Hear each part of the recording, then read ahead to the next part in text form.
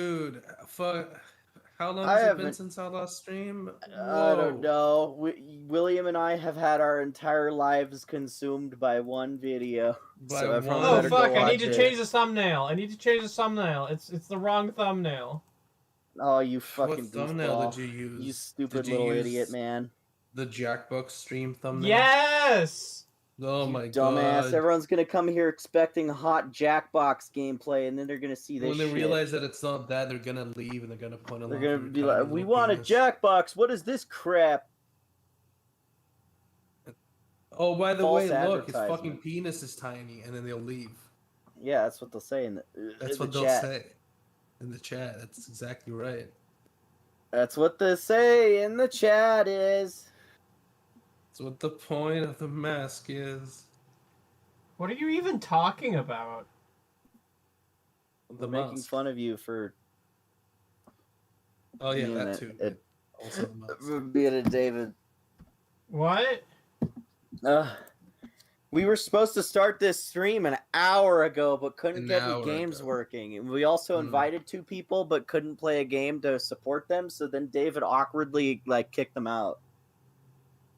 Yes. I don't know if it was awkward per se. I mean, they weren't really they didn't say anything. Well, no, it's just because anything David does is awkward. You know, he awkwardly says hi. He awkwardly gets out of bed. He awkwardly goes to work. I Fuck feel you. so bad for David having to listen to this. He awkwardly yells at me. He awkwardly chokes me.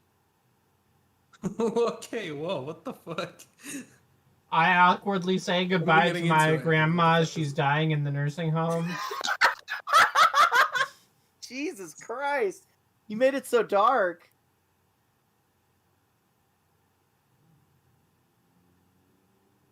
Anyway, hi. Jesus, man, you fucking... That was funny, but it, completely killed our flow, because I didn't know if I wanted to follow up on that or not. And that's how you know it's been a success. And so you know he won. That motherfucker beat us. He beat us at our own game. He played us like a damn fiddle.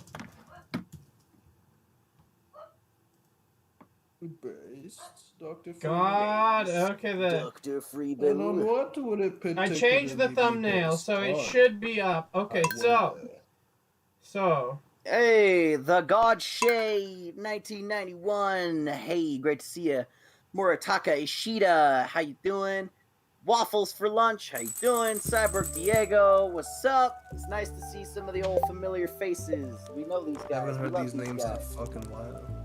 It's been a while. Well, because David's been, in state here with me again. So, instead of streaming, we just actually hang out in person now. So we've just been going to the movies a lot lately. yes, we have. Yeah, you were telling me about that. You were telling me that you saw Would you like to tell Candyman us some of the and, movies that we've seen? We saw Oh, yeah, you do that. Candyman and The Night House and G.I. Joe Origins Snake Eyes. It was a Great triple movie. feature of movies that made me want to kill myself. But for completely different reasons. For completely different reasons. One was like, oh no, systemic racism is horrible. And the other one was, oh no, depression Extreme and the loss of a loved depression. one is horrible. And then the other one Oh was no, just... G.I. Joe. Really confused. How can Yeah? a movie with origin in the title be a bad movie? You're right. Those are usually really good. Like, I mean, I'm X-Men trying to Origins think of it. Wolverine was a There's- masterpiece. X-Men First Class, Origins. You know what? I Okay, just X-Men realized First that Class. Snake Eyes is the reverse X-Men Origins because they took a character who's not supposed to talk and made him not shut up instead of the other way around. That's, of course, presuming that the main character of X-Men Origins Wolverine was Deadpool, which is correct. I hope Anna joins the stream. That would be really cool. So she can complain about G.I. Joe with us. Yeah, well, because she's at work now, she's probably bored as fuck, so that she could be like, hello, and then I could be like, hello, and then we could just awkwardly flirt while you guys just kind of like uncomfortably like sit there and not know what to say. You're right. That's my favorite thing to do. That's What you awesome. just I said love when makes that me happens. uncomfortable. Dead Space remake looks fucking awesome. You guys seen that shit? I mean, I knew you have, Will. I'm talking to the chat. Yeah, I know. I figured. I forced William to play those games just recently in You didn't fucking preparation. force me to do it. I put a wanted gun to play the them. back of his head and said, "You better play Dead Space, or else I'm gonna paint your monitor with your face." And You know, then- I'm and then sorry. He, like, he I have cried not. as he did the Steam transaction. You know, I'm sorry. I haven't played any of these games because I'm not a nerd.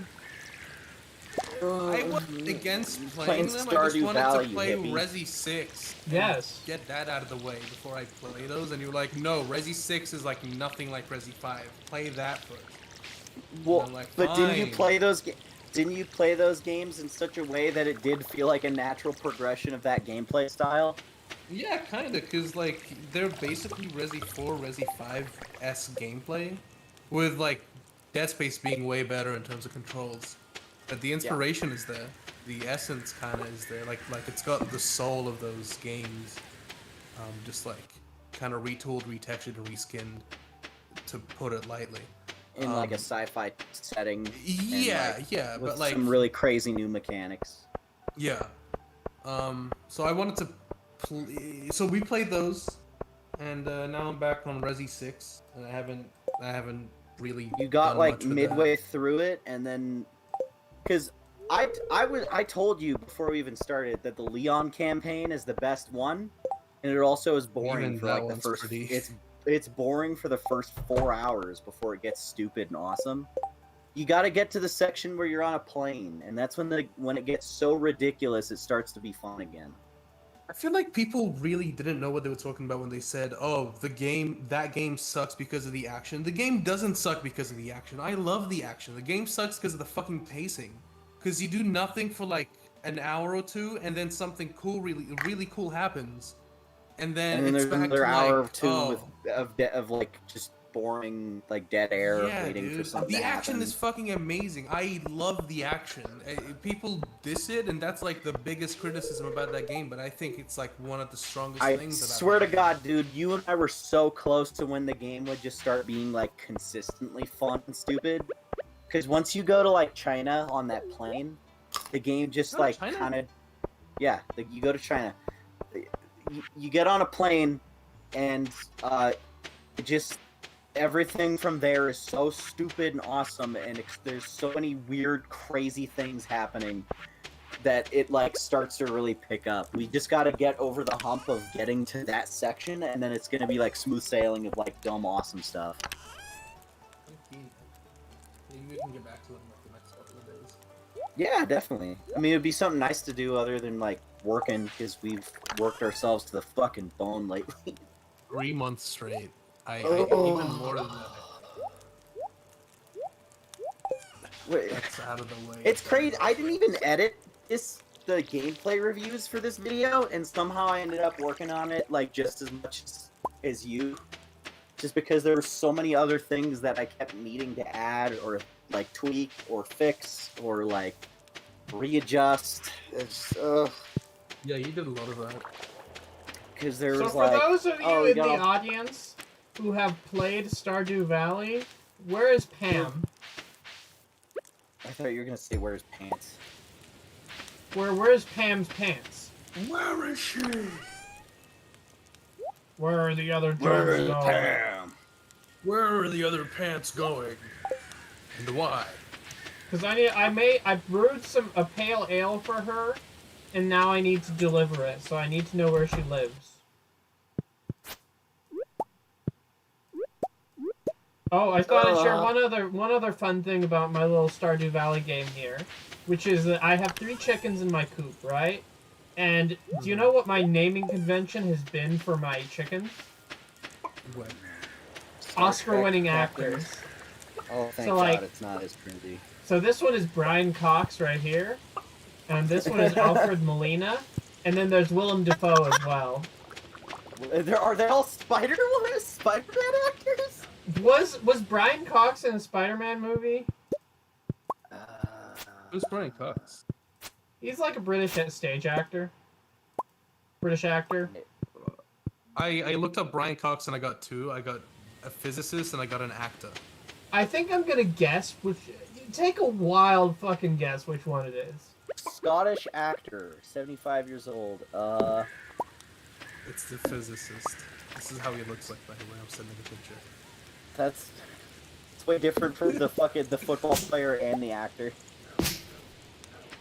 I'm gonna go to Brian Cox's IMDb for all of his acting credits, and I'm just gonna Control F and search Spider-Man.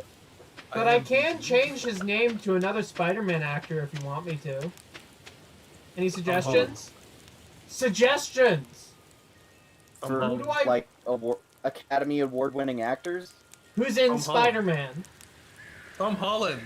No. Did he win an Academy Award? No, he No. didn't. That's the joke. Oh. I have a better idea. Tobey Maguire. Oh fuck! I don't have enough text for it. Were you right? I'm trying to like Michael find, Keaton. I'm trying to find the link to the stream. There's CR streams. Boom, there it is. It took me 20 I'm minutes. gonna call him Mike Keaton instead of Michael Keaton. That works. Mike Keaton. You know he was in the RoboCop remake. Yes. He was the... I watched all of RoboCop. All of RoboCop since the last time we streamed, except for the third movie. I watched all 30 episodes of the TV show, and the 4-episode miniseries that had like 4-hour episodes. But I just have not yet watched RoboCop 3 because I don't wanna. And also the remake because I just like, That's the one with the ninjas, right? The RoboCop 3 is where he gets a jetpack and fights ninjas, and Oh yeah, I remember seeing the ending of that one on TV once. they kill off Lewis because Nancy Allen didn't want to be in those stupid movies anymore because they're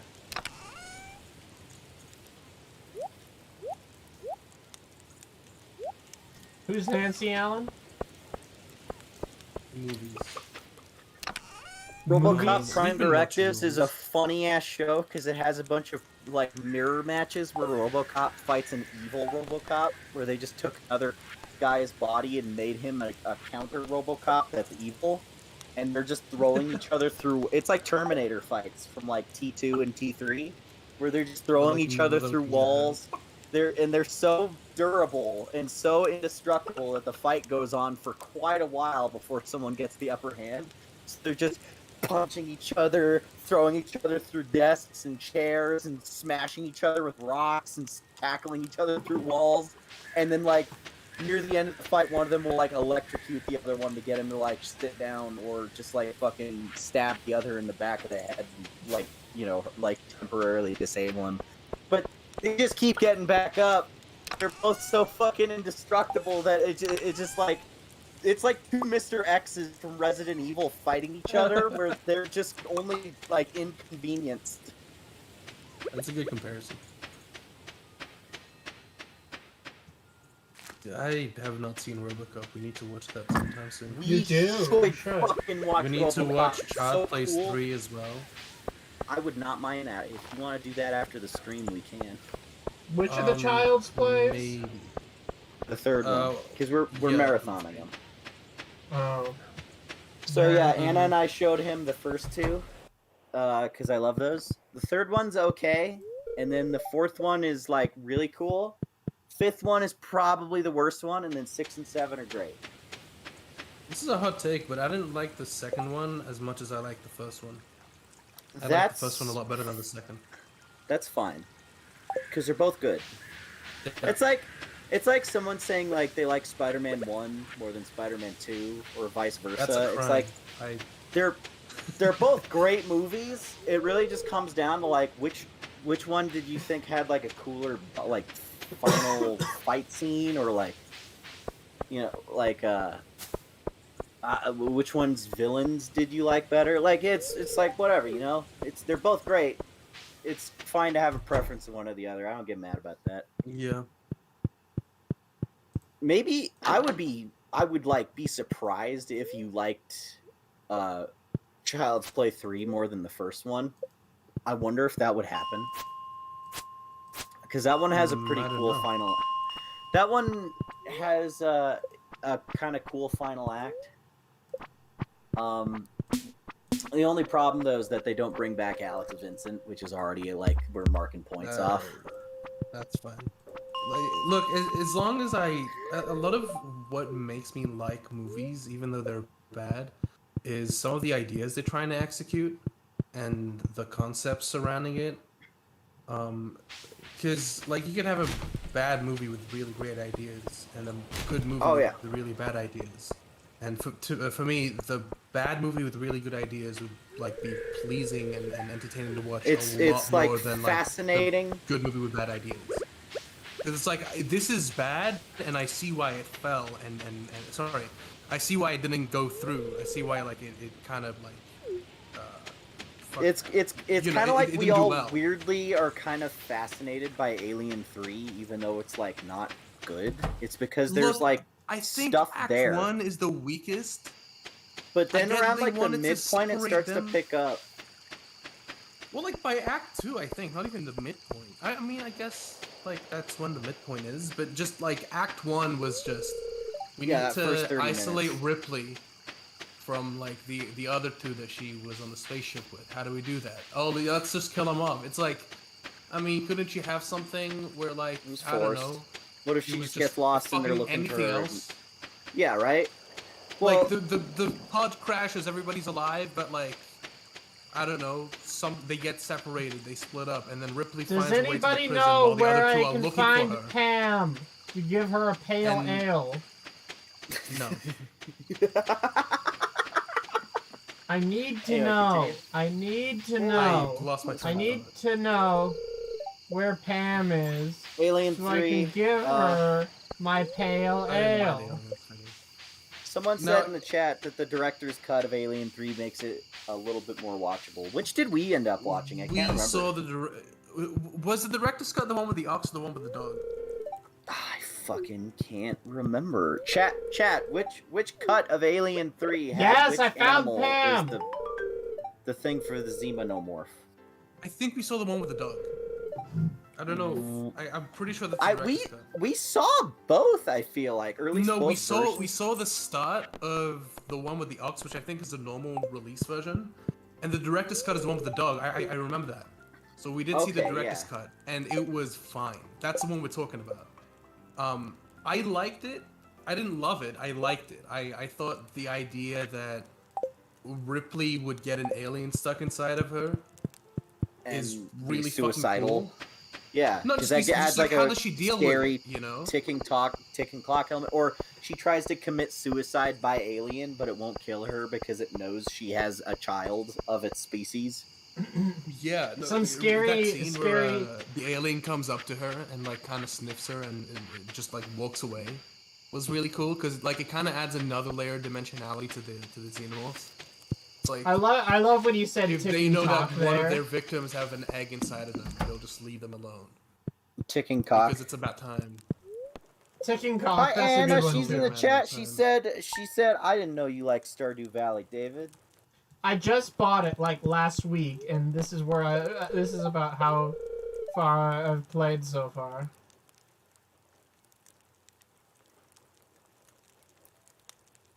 What? My headphones are being weird. Hang on. Why is this?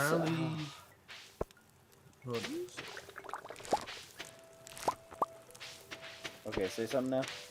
Say something now. Okay, it's fixed now. All right, there we go. Hi Anna. Hi Anna. You're at work. You're gonna get in trouble. Watching live streams at work. Normally, you're watching anime at work. Yeah, your boss will be like, "Is there anything wrong? Are you okay? Because you're not watching anime like you normally do." Cyborg Diego asks, "Why was G.I. Joe Rise of Snake Eyes, Rise of Trouser Snake? Why was that bad?" Well, it's because it's just one of those.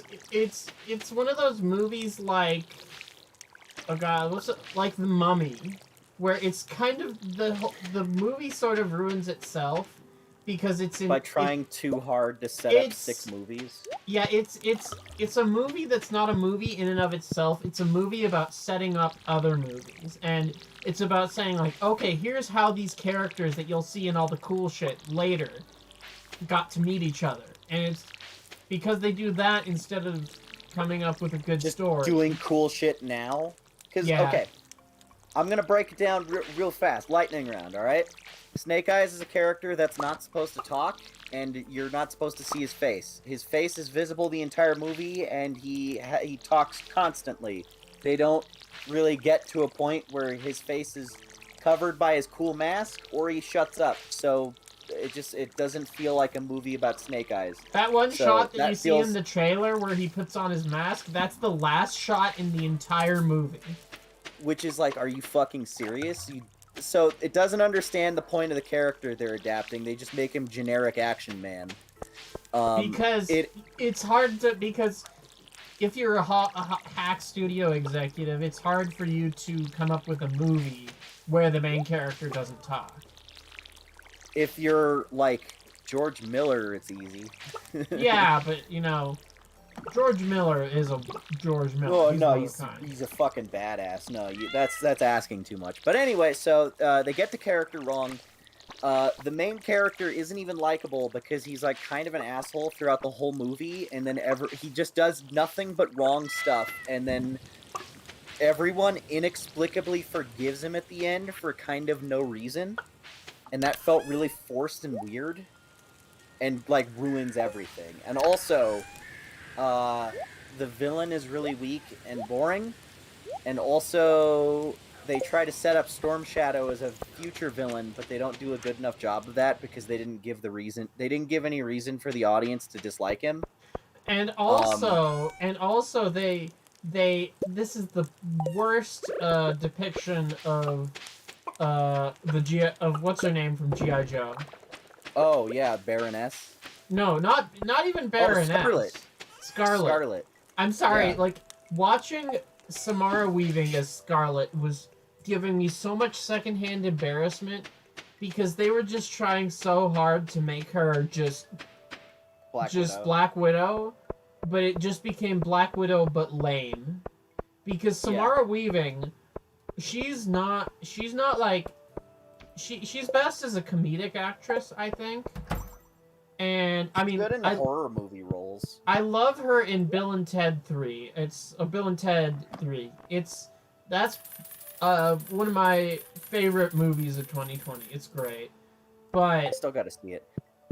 So yeah, that was weird.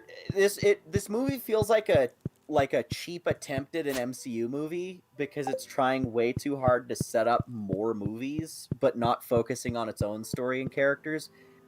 It feels like watching like a Thor: The Dark World kind of thing, or like a fucking Avengers: Age of Ultron. It's the great value Iron brand Man 2. Avengers.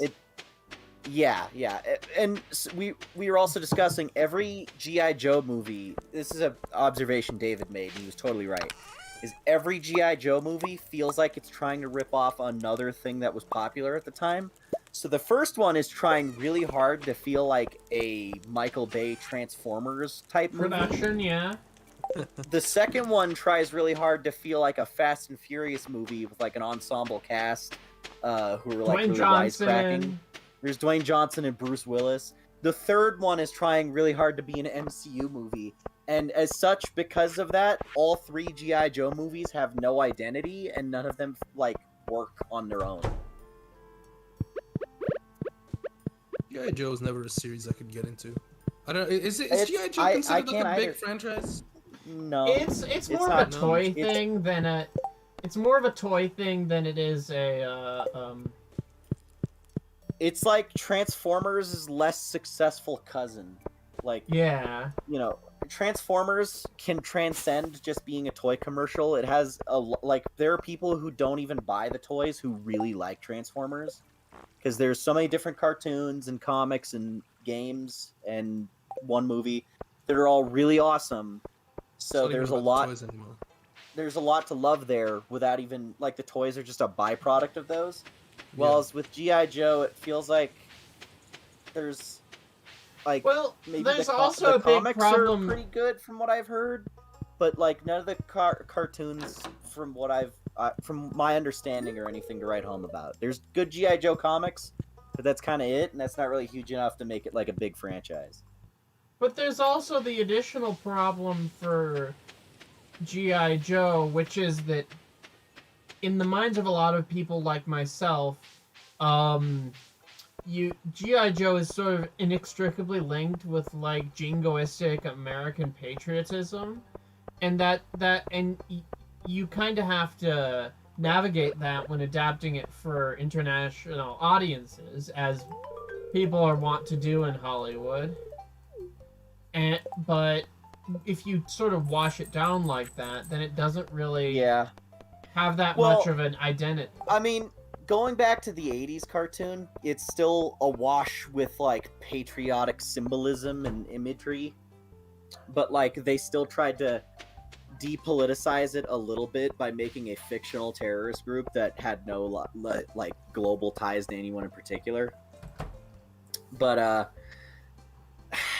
somehow like, it came off as even more generic in this one. And also this one, another problem in this one is that it felt really, really low budget. Yeah, that was another thing. There's like so many scenes where it's just kind of people standing around in like closed sets just talking. It's like boring. There's like not that many action scenes.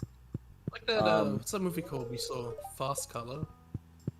Oh yeah, Fast Color. That was a movie William I've picked. seen so many reviews being like, this movie's really good. This movie's I love this movie. This movie's I love what they did with the movie. It's like kind of lo-fi sci-fi. It's a really good, and we see the movie and nothing happens for an hour and 43 minutes, which is about how long the movie goes for, and then there's like a scene at the end where something really cool happens. Like there's a really cool showcase of a CGI moment, and that looks really good. But it the doesn't characters justify are the so fucking, wooden and like, hollow. 1 hour and a half of build up for it, because nothing happens there. They just talk, and shit happens, and you're like, what's the relevance? The whole movie is just like, okay, there's a girl who is born with superpowers, and she can't control them, so she goes on the run, and the government wants to get her, and then she goes back to her childhood home because she's a fugitive now, and her mother and her daughter, who she like abandoned, both are there, and they also have powers, and then they just kind of sit around arguing and like talking about nothing and being really vague about what the hell their powers are even supposed to be and what they do and where they come from. And then right at the end, the government shows up and they have this thrilling standoff like outside of the fucking like the front door of a grocery store or some shit, where there's just like 4 guys with guns going, "You're coming with us!" And then she like the mom makes their guns disappear with her magic powers, and then goes, "No, I won't." She says something like, "I could kill you with the blink of an eye," and then she proceeds to not do that. But then She proceeds to like give herself up instead of the main character. So, yeah, like, and then the main character character also uses her powers to make it rain. Instead.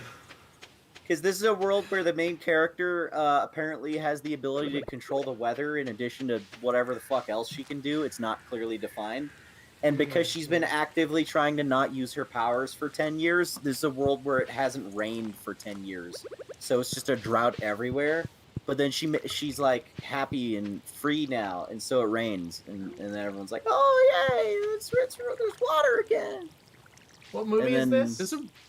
This is Fast Color. It's awful. Don't watch it. Don't watch it. It's boring as fuck. Look, there's a cool scene that I really like. Oh, okay. The so music Fast is really Color is not there's a cool so it's VFX Fast Color, not upstream There's color. one single cool VFX scene that I like. Is and where I'm like, they... dude, that's so good. And you got so pissed off. It's like, dude, what? And I'm like, I'm not saying it's good. I'm just saying it looks cool. Like, fuck. Well, You okay. got so defensive over that. It's because there's like nothing happens the whole movie, but there's like maybe these tiny little scenes where like, okay, this girl uses superpowers to telepathically shatter this teacup, and then she like levitates all the pieces. Yeah, and then puts them back together, and it's like immaculate. And it looked really impressive. And then there's 40 minutes of nothing after that. Yeah, no, it was the most boring experience I've ever seen. And I've seen like all the Michael Bay Transformers movies. Those are bad, but they're fun. This one But at least is something's like happening in them constantly. something There's is never except like, for like the fifth one. Except for the fifth oh one. yeah, that one drags. That one's hard to sit through. But the scene that I really there's like so much to talk like, about. quickly describe it. It was so it's like out in like the desert kinda, and there's like clouds in the sky and shit, and it shows you the shot of like all these colors kind of blooming through the clouds, and it's got like red and green and purple, and it was just like this barrage of colors just like bleeding through the clouds, and it was the coolest fucking thing. It was the most visually amazing shot in the entire movie, and that was it. Like, I don't think they do anything with it, but at the moment it looked really cool. It was, I don't know, it's weird how people keep saying it's a good movie. Like, what did they see in that movie that we didn't? I don't know, man. But anyway, by the way, there's other questions in chat. What did we think of Black Widow? If any of us saw it, I saw it. I did not see it. I don't have a fucking opinion. I saw it and I've like forgotten most of it. It was just like whatever. The Taskmaster twist was dumb, but like who cares? Whatever. Nothing fucking matters anymore. I don't care about the It's MCU. an MCU movie. It's weird that like if that happened like 5 years ago, I would have been pissed. But at this point, I'm so numb to MCU just doing weird, stupid stuff that's like whatever. Who cares? It's an Elseworld. Fine, fuck it. Do whatever dumbass idea you want. You're not adapting these characters. You're making like a really long, expensive TV show with like their names, but like not the actual characters There's themselves. no association with them. Yeah. So the only association is with the name and the looks. I've learned to accept the MCU under the banner of it's a really, really long TV show that has like ups and downs, and it's like heavily inspired by the characters of Marvel Comics. Like it has a character in it called Spider-Man. He's not really that similar to the comic character Spider-Man, but on his own he's like fine. He's pretty cool. So what do you think about the Spunk? The Sony Pictures universe of Marvel characters. They changed that now. They did say, yeah. What'd they change it to? I can't remember. It's even worse. Sony's Spider-Man universe. SSU. Alright, fine. SSU. Hey, that's better than Spunk.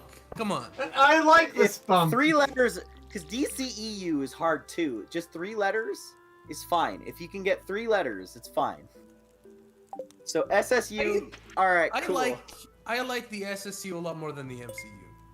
Because what they're doing actually has like substance and isn't just, oh yeah, we'll make money off of it anyway. Let's just, what do you want this? What? Oh yeah, let's don't do the. Well, what do you mean? Are you saying Venom has substance? Venom is a lot more like authentic to the comics than like movies like Black Widow and Iron Man and any other fucking thing they like they came That's out with. That's fucked up. You're right. Years. Like, in terms of actually just adapting Spider-Man the character... is not Spider-Man from the comics. Spider-Man is just fucking fanfiction uwu Tom Holland. Venom in the Venom movie is just Venom from the comics. You're right. Yeah. Like, they actually...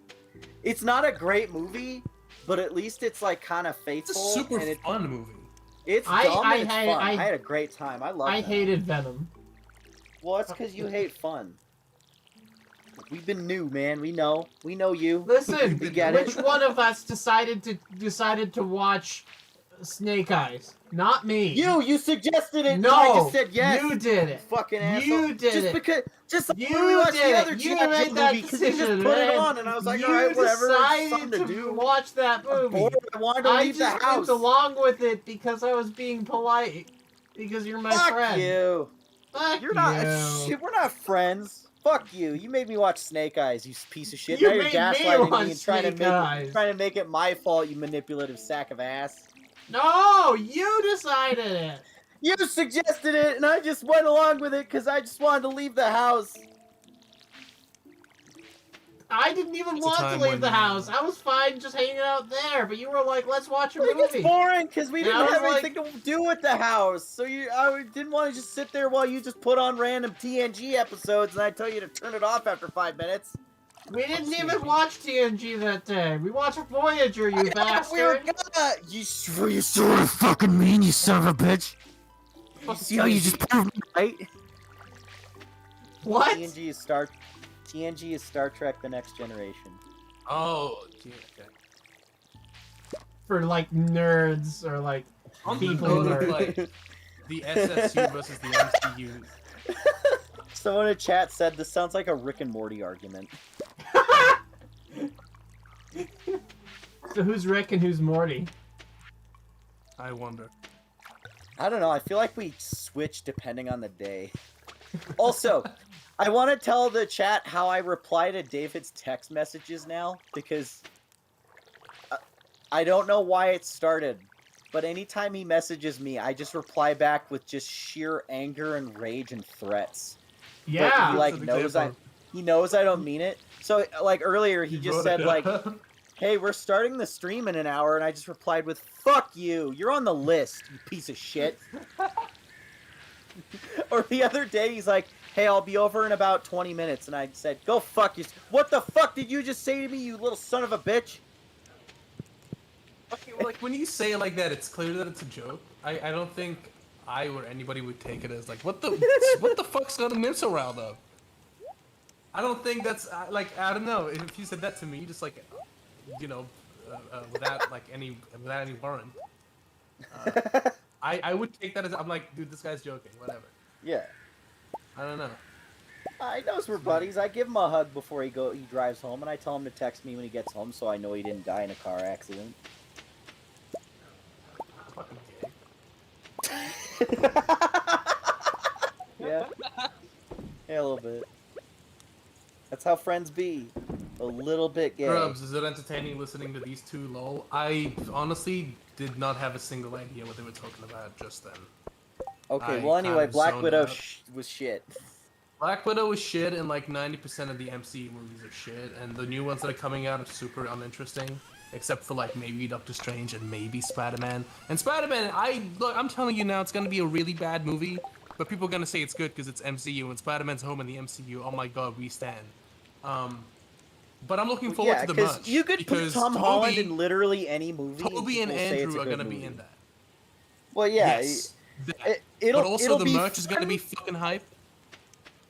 I've just said, like, and I think I messaged you this the other day, William, is, I unironically feel like the only way we'll end up enjoying Spider-Man No Way Home is to just watch it as, like, as if though it was a Michael Bay movie, where you know it's gonna be dumb and not make any sense, but it'll be full of explosions and silly fan servicey shit.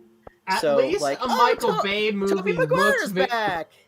At least a I'm really Michael Bay for the movie. merch. Hey, listen.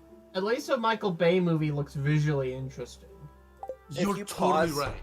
If you pause a frame of a Michael Bay movie, it looks really good. It just moves Michael too Bay fast. knows how to direct. He knows how to direct action because his action Yeah. scenes are really cool. Well, yeah, I mean, He knows how to integrate CGI with real elements very well. He actually does Very film on location.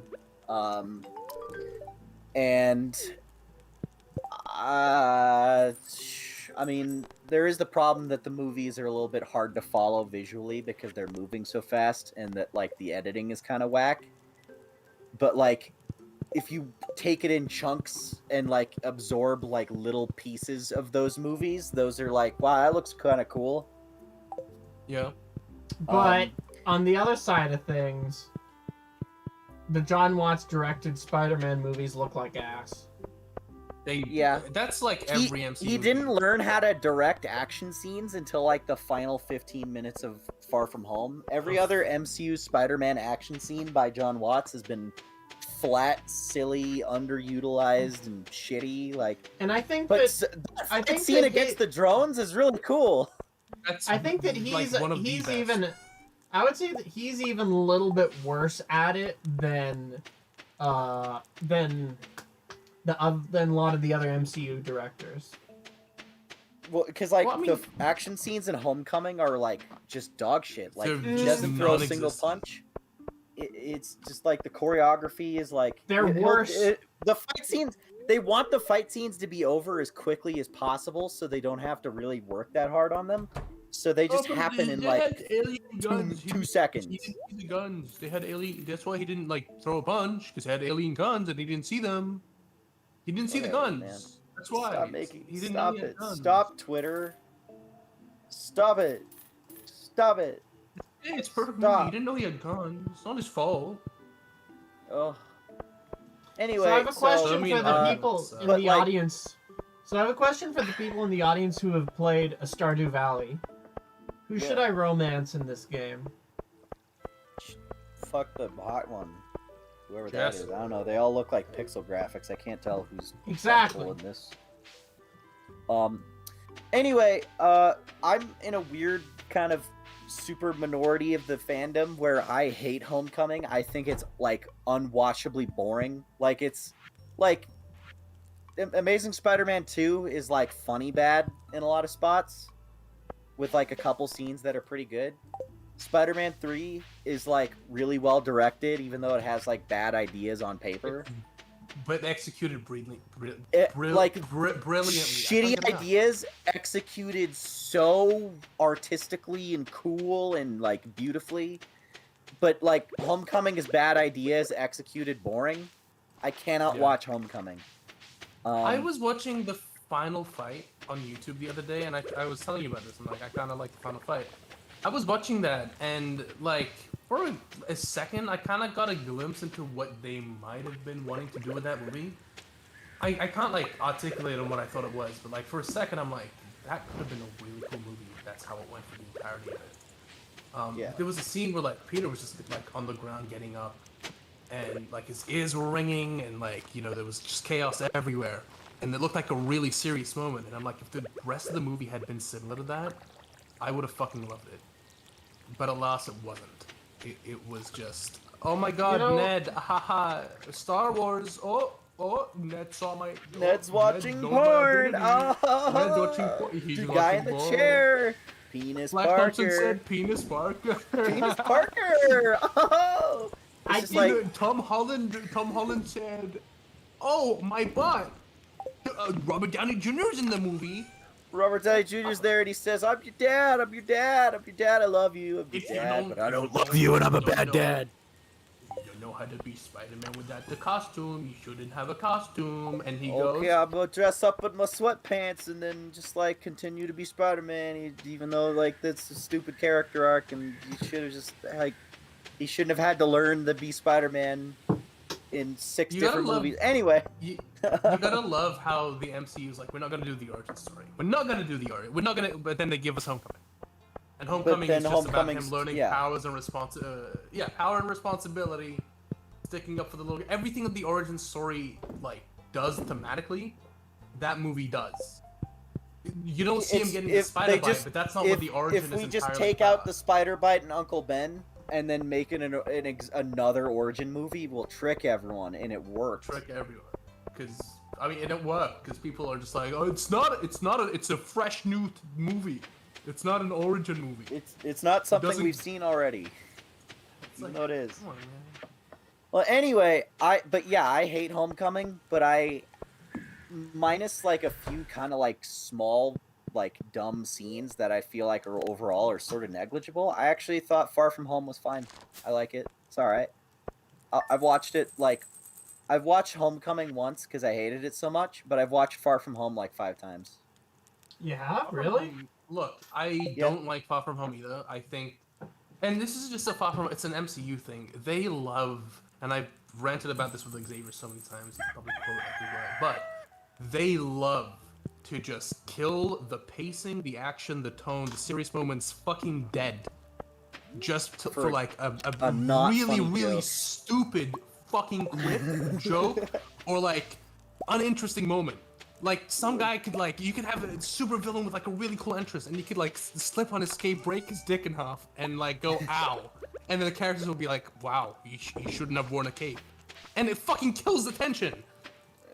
And then it's like, then he why stands do you back do up, this? and then the scene continues, and it's like, well, why'd you just He have just goes- why He have would go, that? oh, sorry, that was embarrassing. Anyway, cough, I cough, think- and then like it's People why. might disagree with me. I think the worst MCU movie for that purpose, like having those types of jokes and scenes, is Doctor Strange 1.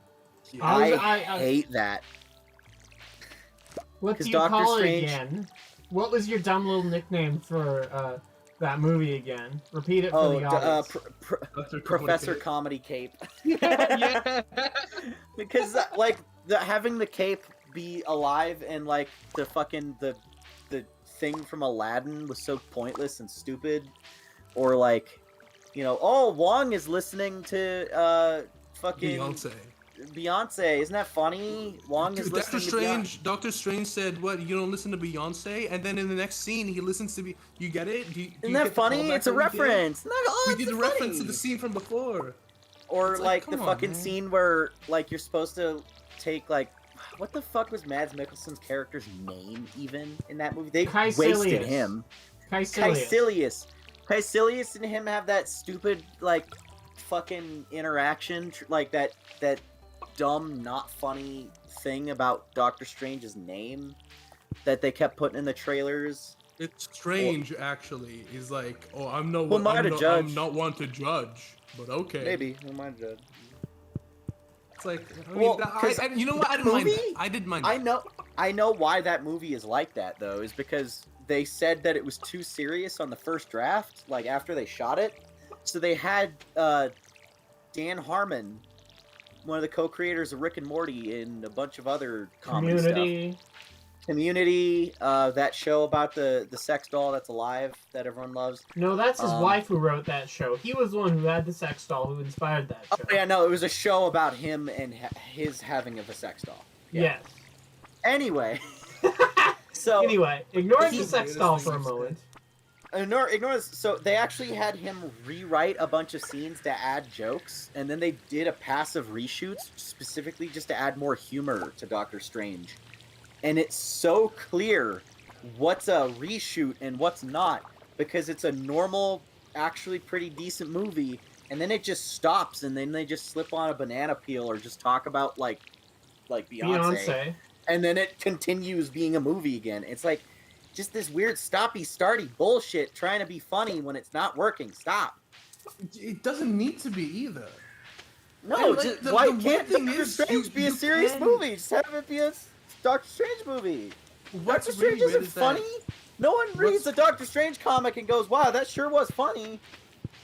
What's really strange is that even if they wanted to do that, there are way better ways to like doing it. Because Sam Raimi does that in Spider-Man 2. Because I saw that recently, and I fucking loved it. Because I looked at it Well- from the lens of like, what is this scene trying to tell, and like, I was a bit more aware of that. So like, it was kind of like watching it for the first time. Anyway, there are scenes where like you get a serious moment, and then it kind of like reaches its climax of holy shit, and then to like kind of dial it down, it kind of cuts to like a funny scene, like I don't know, J. Jonah Jameson in Spider-Man 3, fucking trying to look for a camera and like buying one off the go, and getting ripped off. And then it cuts by back to the fight scene where Spider-Man's getting squashed. It was like at the fucking it's like you needed something to break the tension because it got so high. And for the rest, like everything else following that, you like it's gonna get really dull if you don't have anything to break it and tone it back down. So that scene was like perfectly paced, because Well, it's like it's balancing. It's because like that's what it is, yeah. you can have a movie that's like primarily like dark and depressing and violent, and that'll just make everyone kind of uncomfortable and not really like it that much. If you can make your audience miserable if that's your intention, but that's not the intention with a movie about like Spider-Man. Is it has to have a little bit of fun, so it's okay to like break the tension after something really heavy happens. Yeah. Oh, okay, that I figured out the difference. A Raimi Spider-Man movie is they'll have something heavy happen, then have something kind of funny and cute happen, right? An MCU movie is they'll have something heavy happen and then pause it right in the middle, then have funny and cute, in quotation marks, then continue with the heavy.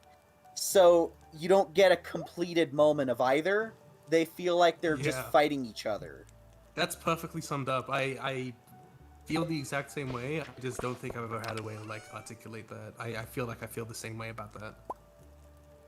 Well, articulate? We've cracked the code. However, Loki is accidentally the best thing in the MCU in a very long time. Loki is great. Because Loki doesn't do that. Loki's like, if there's a... It does what Sam Raimi... It actually, like, it hangs on the sad shit. There's some weird, fucked up, dark moments in Loki, and they don't ruin them. Like, that final episode? That whole final episode, like, Kang the amazing. Conqueror is, like, joking throughout it, but his jokes aren't funny. They're more, like, kind of creepy not, and like... uncomfortable. Like, they don't stop the music and show shots of Loki and Sylvie looking at each other, being like, "This guy's fucking weird." This guy's being a goofball. Like, he'll just say something kind of funny, but the tone of the scene is still dark and uncomfortable. That's the one thing. You're not meant to laugh at the shit he says. You're meant to be taken back by it.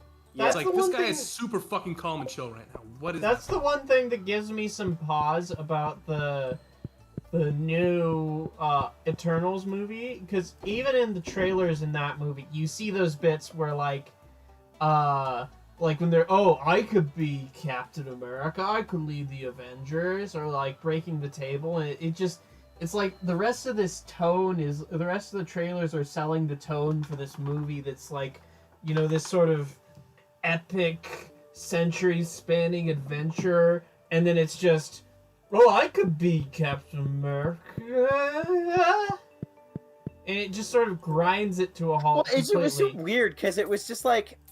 Even in I just feel like trailer. people would forget this is an MCU movie unless we actively reminded them in the trailer. Yeah, and I would have been fine with a movie that didn't even do that. It was just like, yeah, we're just gonna do our own thing. Don't not even caring to bother about whether or not this is connected to the rest of it. Remember when the final episode of Daredevil, how Matt Murdock casually references or just like name drops, what's her name? Jessica Jones. Well, and because that's it all was they have like to do for them to be like, this is canon to everything else, without them shoehorning everybody, like every Avengers name in your face. Well, because like, it was natural, because it was contextually appropriate, because he was talking about how Karen would be like an investigator, and he said, well, you'd be more stable than Jessica Jones, because that was like, because they all knew that character. It felt like when you're making fun of someone to a group of friends, like this crazy person that all of you mutually know. It wasn't just like a really shoehorned, ham-fisted, weird, like, you know, you guys could be the Avengers because you're all tough and have superpowers. Wow, Karen, you could be a more stable. You could be a more stable Jessica Jones, you know. Am I right, Foggy? there's a right way and a wrong way to do it. Like, throwing those references in it helps the universe feel full because these characters do know each other and like have interacted. It's a good thing to add it, but when you do it improperly, it just feels like a fucking like an advertisement. It feels like that moment in that fucking Adam Sandler movie when he says, "I have a headache," and then pulls like a Pepto-Bismol off the shelf and then shows the label to the audience and then drinks it. There's no joke. It's just an It's just an ad placement. Or the Dunkachino. Iron Man 1 and Iron Man 2. Dunkachino. Subtly. That's a whole new game. I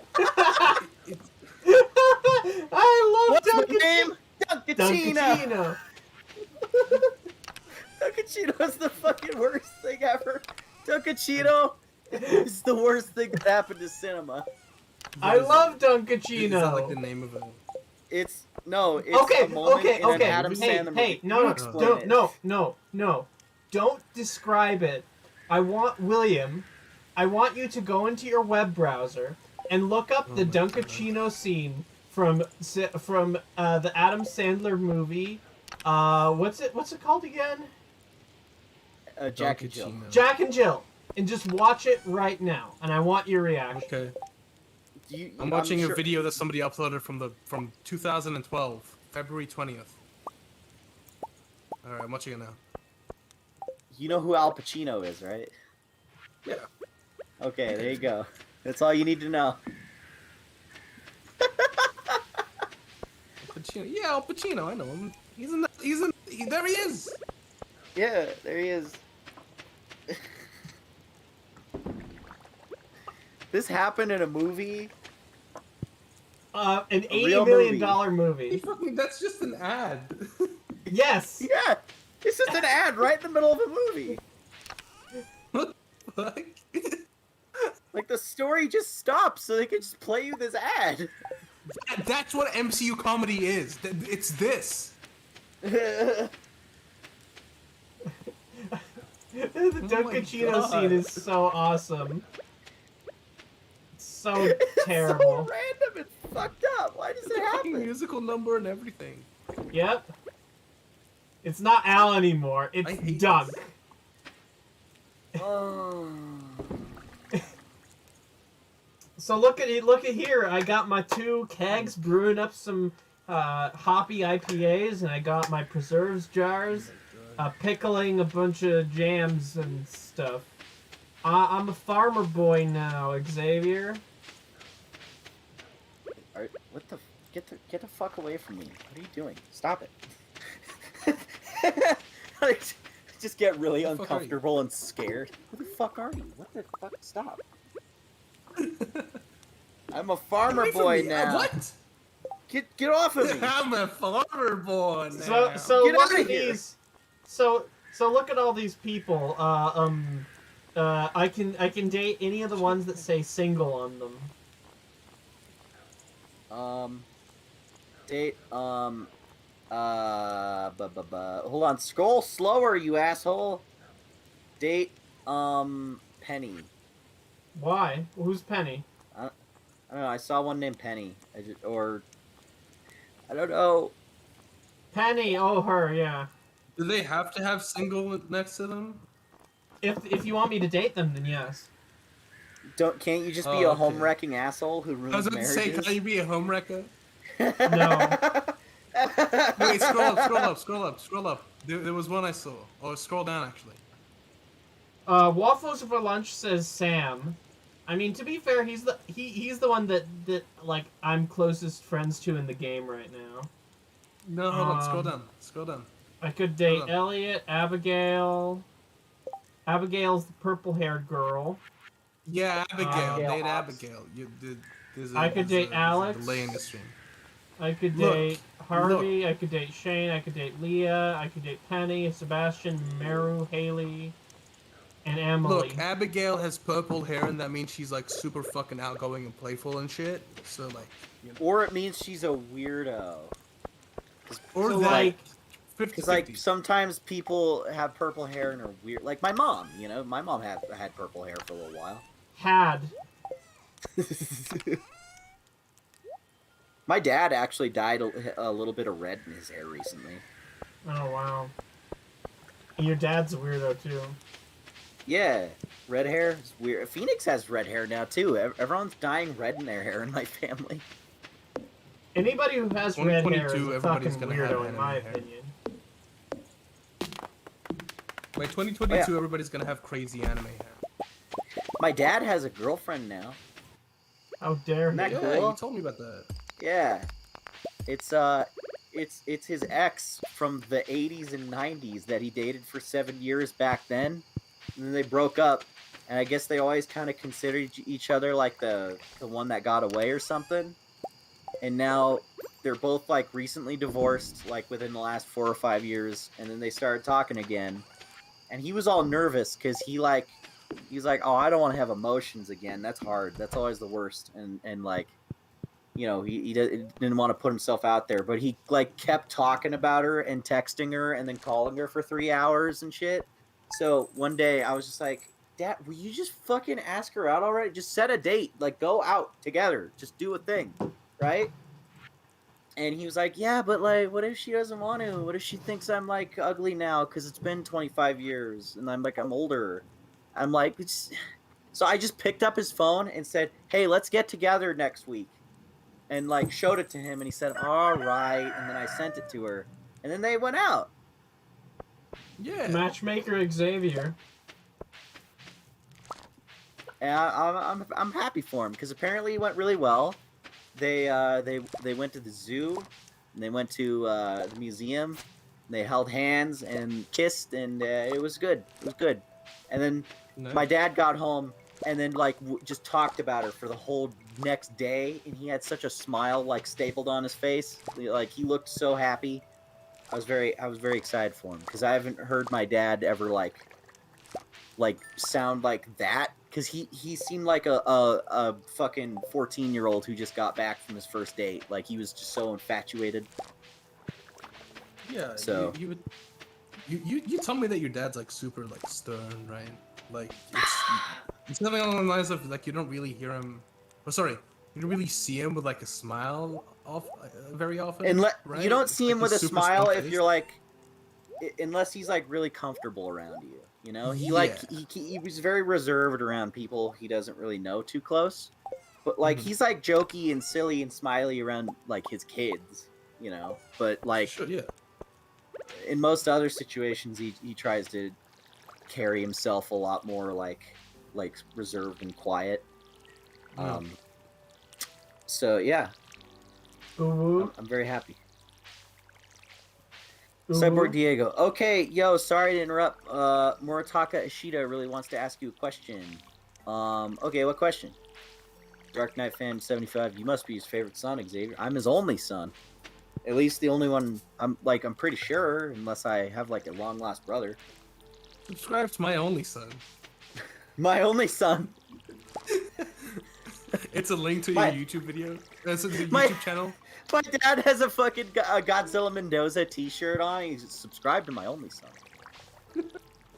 Like the back of the shirt has the link to your channel, like the logo and everything. My dad did have a shirt like that for a little while. Remember that old cartoon I made, Hadame, with the Halo Dead Space Metroid crossover? Oh, you had a He shirt actually about that? he printed the logo of that shirt for himself with the URL of the channel on the back of it, and then wore it to Comic-Con the first year it was here in Denver. Oh, that's wholesome ass. So he was like just telling people to like, hey, watch my son's YouTube videos, even though they're like these crappy cartoons made by a 10-year-old. Oh, that's awesome. Oh, Murataka Shida says, I was wondering what your thoughts are on Web of Shadows issue 1, if you've read it. Is that like a new book that came out? I think it's like his fan book. Oh yeah, I think wasn't he talking about that in one of the earlier streams that he was gonna make it? Is it like done now? I don't recall. I don't know. Couldn't tell you. I'd be willing to check it out. Like after the stream though. The Stram. The Stram. So The anyway, I'm very Stromboli. upset about No Way Home because it's about bringing in Yeah, remember canceled that Spider-Man. No, hold on, but it's about concluding your Spider-Man story arc by having it cross over with other canceled Spider-Man properties, and I may or may not have been working on a project previously that sort of was about that. And I'm sure you did it. They saw your thing and they're like, let's just do that. Can we do that? Are we legally allowed to do that? Can we? Let's see what he's doing. And I can confirm that I had that idea way the fuck before I think they did, because I had that idea like in like 2018, and I wrote the script for Spider-Man 94 like in like 2019 maybe. Yeah. And we've just been trying to draw it ever since because it takes a while. But before they even announced Spider-Man No Way Home like was gonna have this stuff, like issue 3 ends with 90s cartoon Spider-Man bumping into Spider-Man Unlimited Spider-Man. So, like, I'm upset because people are gonna read the next couple of issues of my comic where we like push that idea a little bit more, and they're gonna think, oh, this is derivative of No Way Home. And it's like, no, this was written 4 years ago. Fuck! No Way Home was derivative of this. It was! I got Brandon! I got Brandon. Fucking poor happened to guy. me. Poor guy, dude. Fucking. Oh man, I feel for those bad wondering- for Brandon. What I mean is, my friend Brandon has a Spider-Man fan comic called Unstoppable Spider-Man, which is really great. It has 11 issues, which is like unheard of for a fan comic to have more than like 3, because fan comics usually end kind of quick.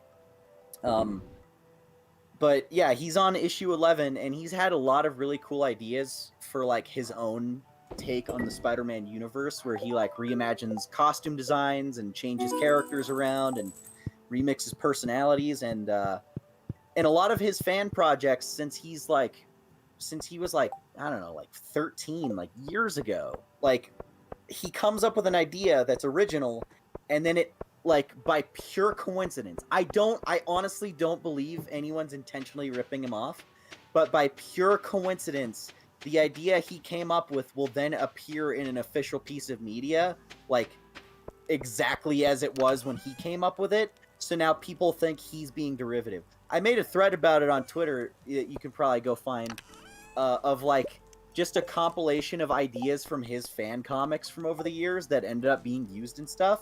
And it's fucking weird. Like, shot for shot, he had like a Batman fan comic where the intro is identical to the Telltale game. And it came out, he drew that 3 years before that came out. It had the exact same framing, where Batman like jumps in through the window and kicks into the room, and the fucking the bank robber is all scared. Like, the same like choreography. It was weird. Or the scene from Batman vs Superman of Clark Kent and Bruce Wayne meeting at the party for the first time. He drew that in like 2014. Yeah, I remember that. It was crazy, and That's it's all just a giant coincidence. Or you know what? He drew a Spider-Man poster like Ferris Bueller's Day Off, and then one of the marketing things for Homecoming was a Ferris Bueller poster for Spider-Man. It was fucking crazy. Damn, dude, that guy's been done dirty. Yeah, I feel bad like- for him. Like, I would be pissed. The worst Well, thing I that could got happen pissed. is It if did he happen to puts me. The worst thing, the worst thing that could happen to Brandon is if he like takes these ideas to like a job as part of his portfolio, and And he, then like, they shows just it think to that them, he's ripping and then shit they off. It's like, yeah, it's like, so what did you do exactly?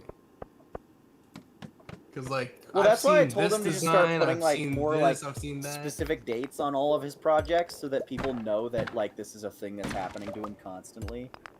Yeah. But fucking yeah, sucks, dude. Well, yeah, because he's so creative, and he's like coming up with all these really cool new ways to like remix characters and reimagine stuff, and then it ends up just being official, and like, but it's like, you know, it's just parallel thinking, so he can't like call anybody out on it. And so now whenever people see shit that was his idea that he thought of before anyone, they're like, oh, that must be based on this movie. It's like, no, it's not. Well, I mean, he has people to vouch for him if he ever claims, if he ever makes a claim that it was completely independent. Yeah. Which I feel like comes in handy a lot more often than. I vouch for it. I feel like I it's vouch bullshit for it that too, it's yeah. happened so many times. Because kid's creative. He's got some really cool ideas. And you know what? He's working on issue 12 of Unstoppable Spider-Man, and I wrote that issue. I read it. It's good. Oh, you read the script? I forgot that I sent that to you. Yeah, you did. I don't think Brandon knows that you sent that to me, or I don't know if you sent it to me while like Just starting some drama with here. Brandon's awareness. No, I think he would be fine with it either way, because it's a script, and for a little while he was like nervous if he could even like draw it the way that like I imagined it.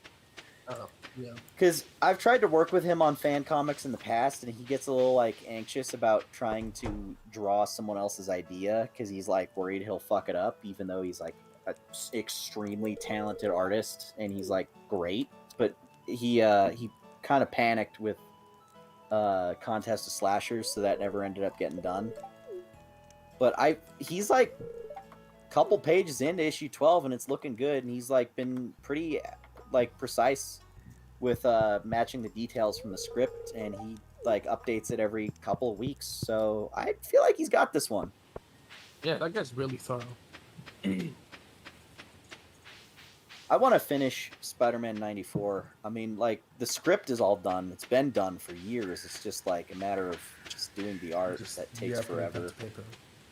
Because Dane is busy, and then Jacob is busy, and, like, they're, you know... I wrote the whole thing in, like, a couple weeks, you know? And then I spent, like, a couple months, like, refining it. But overall, my job ended up getting done, like...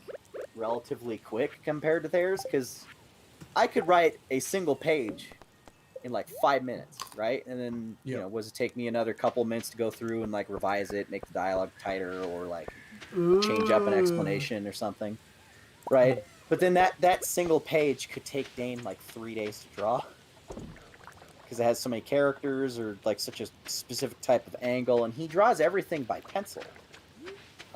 Which like, and then he scans it in. Yeah, he has to scan it at his printer. So, just imagine the fucking pain in the ass that is. Yeah. Those exist. And then Jacob takes the scanned pencil lines and then like cleans them up and like inks it digitally, and then goes through and colors it digitally. And so, just because of the sketchiness of the being done on pencil, it does actually kind of look kind of like old 90s animation cells, which were done by hand. Yeah. And so it gives it a really authentic look. Yeah, I've seen the process for it too. He like streamed it on his channel a couple of times, I think. Yeah. It's like well, he also we were in Discord watching him color a little bit the other day. But yeah, you're right. Yeah, I was rendering out that thing for the thing. So I wasn't there 100% of the time, but you're right, that did happen. I have a lot of talented friends. I'm glad to know the people that I know. You guys are all awesome. Because, like, you guys have no idea the kind of shit William just did for, like, the new video that's coming out, I don't know, in, like, an hour, maybe, assuming... It'll probably come out. I'm gonna say it's probably gonna come out tomorrow.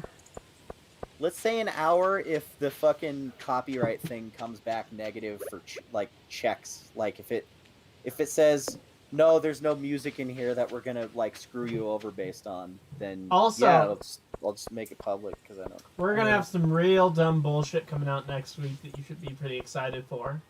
That's gonna be cool too, because that was another project that took a couple months. No, we've been working on that for a full year. Really? Is it the one that I think we started doing the work that would be the basis of it last year. Like last fall, last summer before I left for school was when we started it. Remember when we were watching those movies with Anna? That was a full year ago. Oh god. But then like I got busy because like I'm gonna kill myself. Because like that was like senior year of college for me, and I was just like, there was some shit going on there, so like I was just not available to be editing anything at that time, and then Xavier got busy with a bunch of other stuff, but we finally, hopefully, will have it out. Yeah. Yeah. He's had to be very annoying to get me to work on it. Yeah, I had to guilt trip him a couple times. I could vouch. You know, it just feels like it just kind of feels like I'm the only one really who cares about this, who's really working on it, you know. You were the one who wanted me to watch these, and now I'm just sitting here, and, you know, I'm the only one who's editing, so it just kind of sucks. And it's like, I get it, David, I'm fucking... editing is hard for me, hang on! And then I did 2 out of the 5 videos, so... Or, like, 2.5 out of them. 2. Yeah. No, come on, that fucking... live action thing. I did a lot of work on that. Come on. I mean, you did actually spend money there on that, so like I can. Give Yeah, credit for you that didn't at have to least. spend a bunch of money to make an elaborate costume and then spend a bunch of time in the makeup chair putting it on. I mean, I did have to spend some time in the makeup chair for that. I haven't seen the thing, but I've seen the costume and it looks. I really have cool. watched. That's I can show you after we finish this stream, William. I can show you the rough cut, and there's a few changes we're gonna make, but it's hilarious. I The rough really cut loved of what? it. I feel like The live action stuff. Okay, does any of it involve anything that would be a little too extreme for me? No. There It's is like silly comedy. I mean, campy, we do just like make you laugh do at like it. a scene where we like there is some sort of violence adjacent stuff, but it's very It's so cheesy. It's hard to like get bothered yeah, by it's it. it's so cheesy that it's hard to be legitimately like grossed out by it. I don't know, man. I don't know, man. I don't know. Well, Your tolerance is higher than that. Come on, you've watched The Thing. I have watched The Thing. It's a good movie. It's a You guys should watch awesome. The Thing. The Thing is a good movie. You should watch it big again. rock monster, and he goes, "It's clobbering time." It's clobbering time. That's what my abusive brother used to say to me before he beat me. Yeah. Same wavelength. Same wavelength. We did it again. We did it again. William and I keep like finishing each other's sentences lately, Sandwiches. and we're shut the fuck up, you stupid son of a bitch, I'll kill you. But anyway, yeah, we're it's because we've been hanging out so much that him and I just started like thinking alike, I guess. Yeah. Remember the time when we were calling each other and we like both pressed the call button at the same time, so like the thing didn't even ring. We like just pressed it immediately and we were bumped just in. immediately It on was like, call. whoa, Yeah. hey, hi, oh, geez, there you are. Hello. Whoa. Hello, Imposter Among Us. Pasta? I love pasta from Among Us. Pasta from Among Us is my favorite character. Oh yeah, dude. Shut the I love the fuck character up. arc that he goes through in Among Us. Kill all of you. The character development they give him is really steep and drastic. I'm a big fan. By the end of You're a the Rick fan? game, he's a completely reformed character. Like you wouldn't recognize him from the start of the movie. You're a Rick fan? I too am a fan of Pickle Rick from Rick Among from Us. Fortnite. What I are your said thoughts from on Dark Fortnite, Horse and you said Comics? from Among Us. I don't know. What are your thoughts on Dark Horse Comics? Okay, I don't so I have know, another. I've read a Hey, little hey, bit hey, of Hellboy, and I like that. hey! I'm gonna rename my my chickens. Okay? The chickens. Yes. Okay. Oh, like Tom in game. Holland. Oh, okay. Tom Holland. Tobey Maguire and Andrew Garfield. Yes. Actually. Yeah. I'm doing that right now. Gobby. Toby Mac. Fuck you! I hate that band. It's a terrible band. Tobey Maguire. Toby Maguire. Toby Mag. Okay, so Since I like Loki, did I like Falcon and Winter Bucky? Winter Bucky. I didn't care for it. I mean, it was alright. I like that liked it. it tried to have some deeper themes than most MCU stuff, which is just like fun, lighthearted popcorn shit that doesn't want you to think too hard. And that one Division had some deep shit. She made a whole barrier because she was sad. Remember the episode where they like explained And it had a 'cause there's theme no about subtlety? how, and it was like, sitcoms aren't reality, so like escapism is why she tortured The thing an that- entire small The town. thing that you immediately assumed the second you saw the first image of the show is exactly what the whole show is about. And the mystery is you spending 4 episodes finding out that everything that you already knew is what happened. We need That's to good writing right there. And the only actual twist in it was something that was incredibly fucking stupid and insulting. I called that twist, though.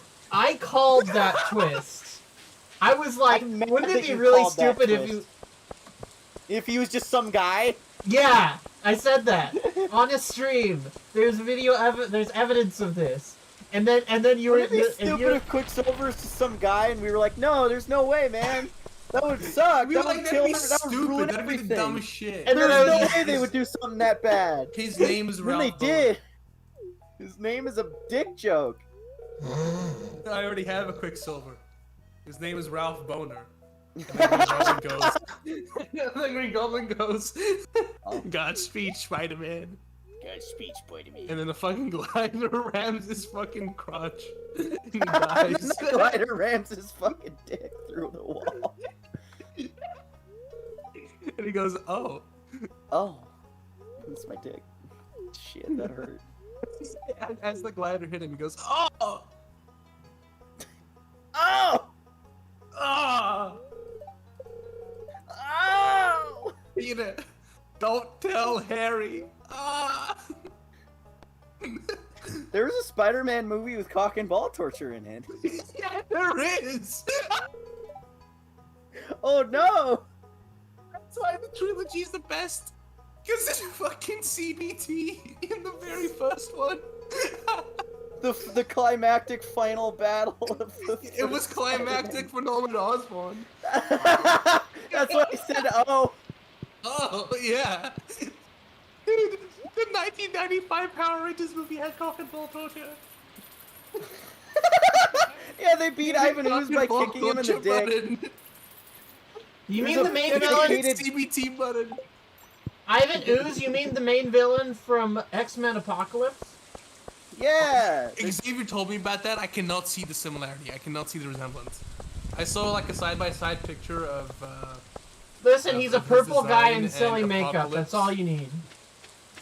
Look, no, I saw the comparison, and even then, I'm just like, I don't see it. I don't get it. Am I stupid? Probably not. I think. I mean, you are stupid, but just for Everybody. unrelated reasons. You're stupid because you trusted Tyler McVicker, you dumb bitch. Who? Look.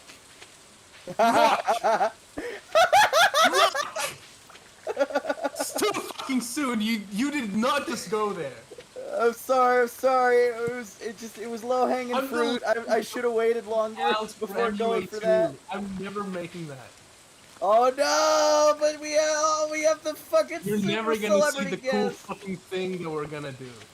That's never gonna happen. And you can thank Shit! Xavier It wasn't for worth it. It wasn't worth it, Look. everyone. I'm so sorry. The whole class can thank Xavier Mendoza for canceling our school field trip to Marvel Ultimate Alliance 2. Oh no! Everyone's gonna fucking throw eggs at me at lunch today. I'll give everybody permission to point a laugh at Xavier Mendoza's penis for 1 hour. Just 1 hour? For the entire I Oh, would wow. listen. God. I wouldn't pay for that unless it's at least 2. Well, that'll go into like recess and lunchtime. There's plenty of Recess time. or dude. lunch. Don't worry. Okay. I'm just worried about getting my money's worth out of this. Hey, you know what? It's an investment because there's gonna be a lot of opportunities. Okay, a lot of opportunities. Hey, point and laugh William, at Xavier. hold on. Let's upset David a little bit. Is Hollow Man a good movie? It is. Wait, does Okay. David not like it? He hates Hollow Man. Okay, you know how bad Hollow Man is?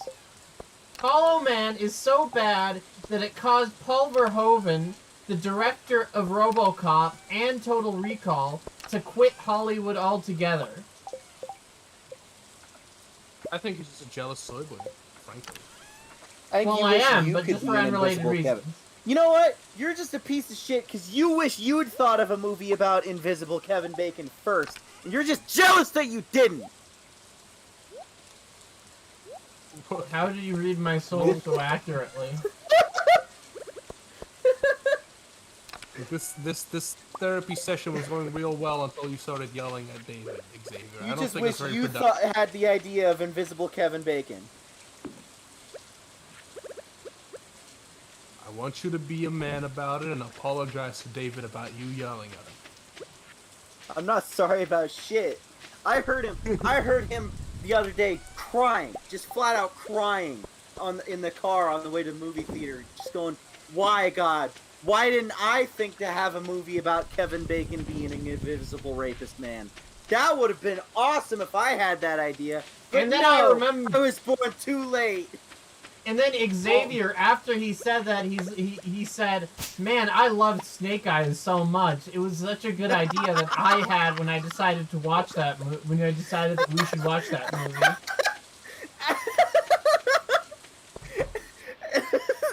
I want someone to have a picture of me, and then the quote next to it says, "Man, I love Snake Eyes so much. I'm Xavier." Exact quote. It's like a motivational poster. That would be hilarious.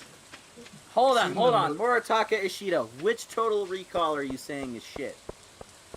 The 2010 one is shit. The 90s one is... that one sucked. The 90s one is probably... stupid awesome. The 90s one is probably my favorite Arnold Schwarzenegger movie. What are you feeding these?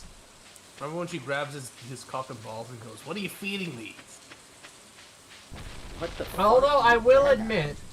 I don't remember that.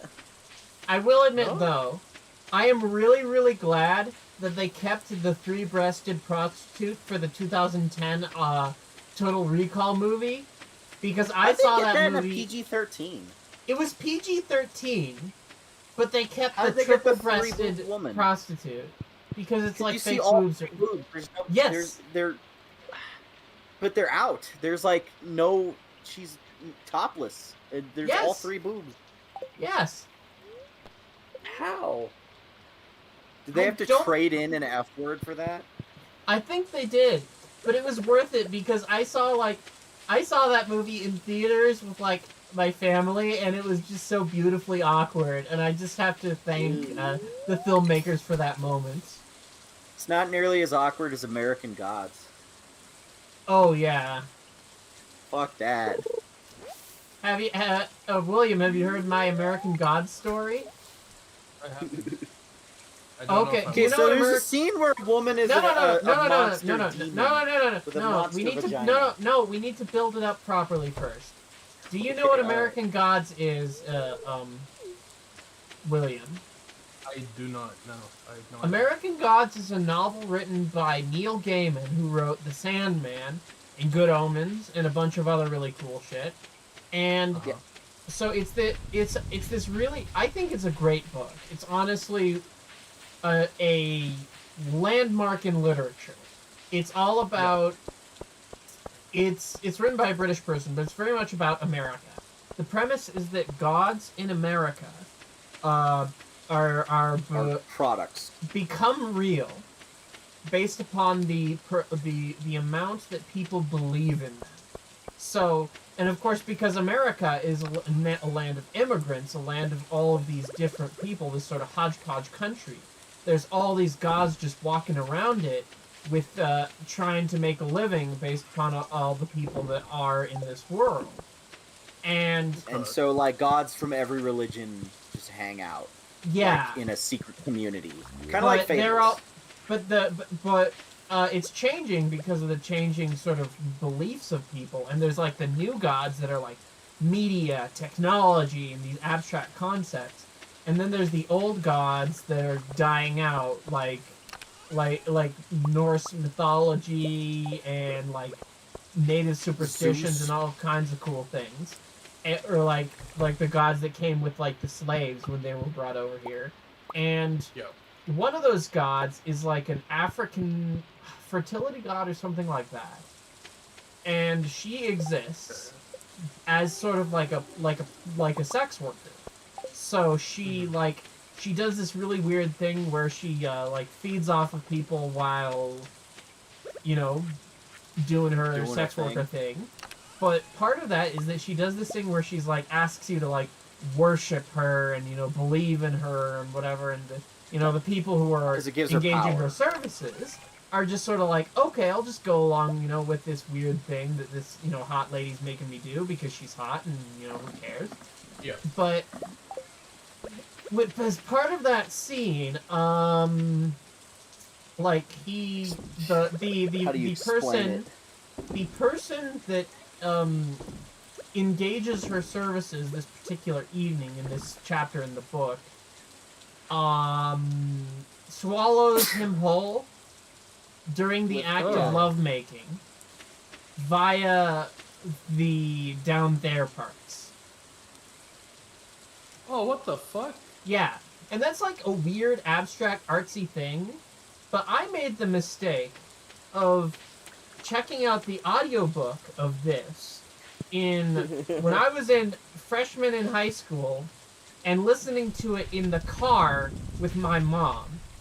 So I'm just in the car with my mom listening to the audiobook about how this woman is just swallowing this guy with her you-know-what.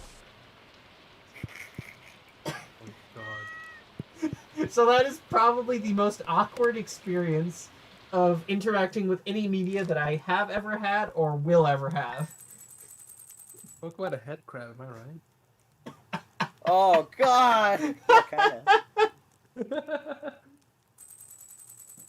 It's honestly, I just love that story so much. It's just so terrible. Did you guys, like, turn it off halfway through? No, we just did it. Like, it'd be a lot more awkward if you just turn it off. Like, you weren't supposed to listen to that. So, guess what? There was a TV show adaptation of that book. There was. And a couple of years ago, my dad was checking out the pilot episode, and that's like one of the first scenes in that fucking episode. And it was so long and tedious and boring and weird. And like my dad was just like, God, this is taking forever. Jesus Christ, just eat him with your vagina already. God damn, why is this going so long? Like he wasn't uncomfortable because of the content. He was uncomfortable with the pacing.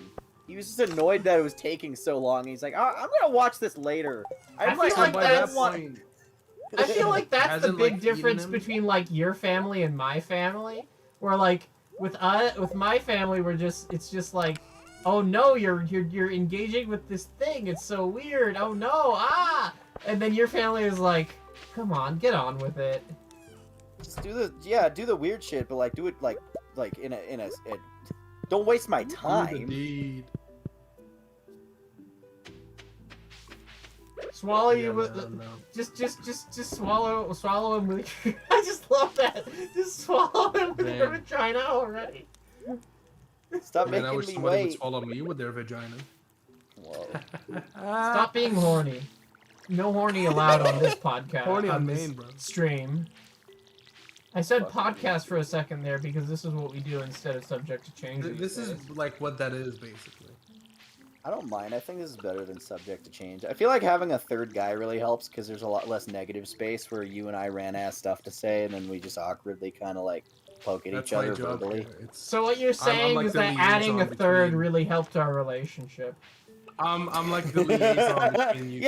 Yeah. So like, so you and William can talk sometimes while I just sit back and watch. It's really helped. I'm leaving this. I'm leaving this.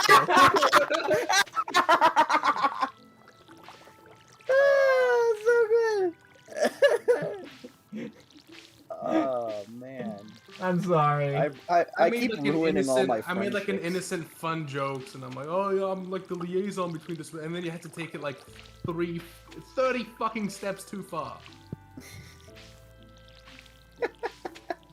That's you just described Xavier's sense of humor to a T. Just take it too far. Yeah.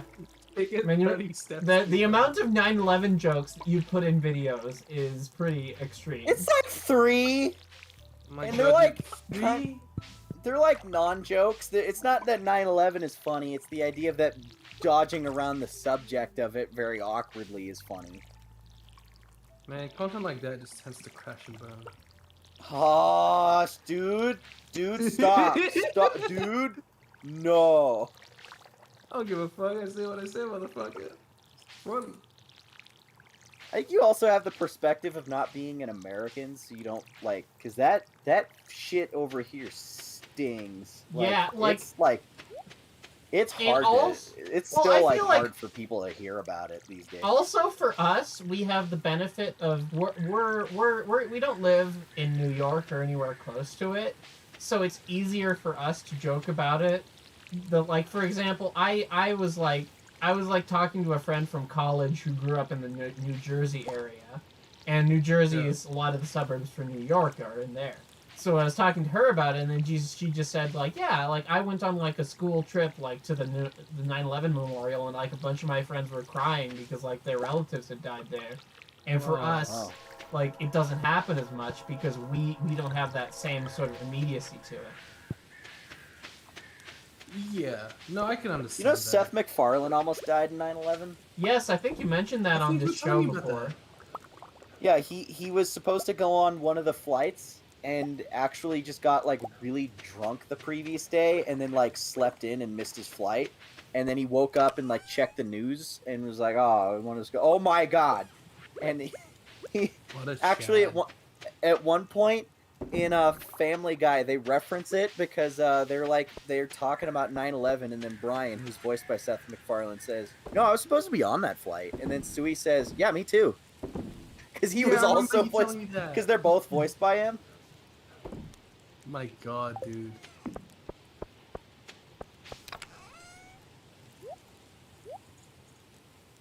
Yeah, shit, man. Well, What that a dodge brought the conversation to a screeching halt. I'm sorry, I brought up Family Guy and everyone got really quiet. Yeah. You like literally killed this conversation. Hey, Peter! Hey, Peter! You rammed a whole plane right into this conversation. Jesus fuck, dude, settle down. When you said what you Fuck. said, this conversation just crashed and burned. I said the same joke Stop. twice. I'm so You that's fucking, so you're bad. reusing the same shit, I'm you unoriginal reusing- prick. I love how you're I being don't so. even take. I love how you're being so don't even- environmentally friendly, William. You recycle everything, including your jokes. Yeah, dude. Oh, It's just the way of the future. shit, he got you. I would, at that point, you should just like, just die. You know? Like, what else do you have after that? He's destroyed you. Give me 1 second. Can't- I'll be back. What the fuck? What the fuck? That's weird timing. Did you really kill William by like just owning him so hard with your joke? I owned it. I owned the libs so hard. With facts and logic. Exactly. So anyway, Garth Marenghi's Dark Place is fantastic. and Have you been all of watching should that watch it. lately? I started watching it again because it's just so fun. It's on Amazon. Yeah, that's why it's easier to access now because you don't have to watch like a shitty like YouTube copy. rip of it that's in like real bad quality. Yeah. Sorry, I- I just had to recover from the fucking roast that David dished out to me. Hey, I'm back. So, yeah. Is that what- What's your I know. what's your I feel So like he what's just, your like, went to favorite the bathroom or episode? something. Yeah. so I have a question. What's your favorite episode of Garth Marenghi's Dark Place? Never seen it. Xavier, since you've been watching it. God, William, we gotta watch that. Yeah, man. Garth Marenghi's I don't Dark know. Place is the best. Thus far, the telekinesis episode is still Yeah, my favorite because That's I love the joke. Eagle-eyed viewers might be able to see the wires. Oh, yeah. I love Fucking British accent and everything. that Hell Hath Fury is my favorite episode. The first one has some great bits, and also the one where they all turn into apes is Skipper the Eye Child. That's another great one. We should watch that with William at some point. Oh So God, fucking we should. It's so good. Yes. And now that it's on Amazon, it's way easier to access and show. And it's a higher Unless quality we just too. screen share it. I mean, I was gonna Yeah. watch it legally, but I mean, you guys can Oh. do that too, Oh yeah. Yeah. Yeah, legally. legally. Yeah, I mean, how else would you watch it? Is anyone in the chat asking questions I haven't looked in a little while? Nobody's asking questions about the legality of what I'm saying. Yeah, nobody's asking questions about that. What is that? Yeah, no. What I'm saying is completely legit. Also, I'm kind of Come to ask disappointed questions. with the American Gods TV show. Have you heard what happened there with like season 2 and everything? Didn't they cut No. out Orlando Jones was his name? So first of For all, some weird reason. what happened was that He was like the best character or something. Brian Fuller, who was the showrunner on Hannibal, and he got his start. Fucking amazing. He also worked on Hannibal, Star Trek, man. Star Trek Deep Space Nine, Star Trek Voyager, and he co-created Star Trek Discovery before he left that show as well.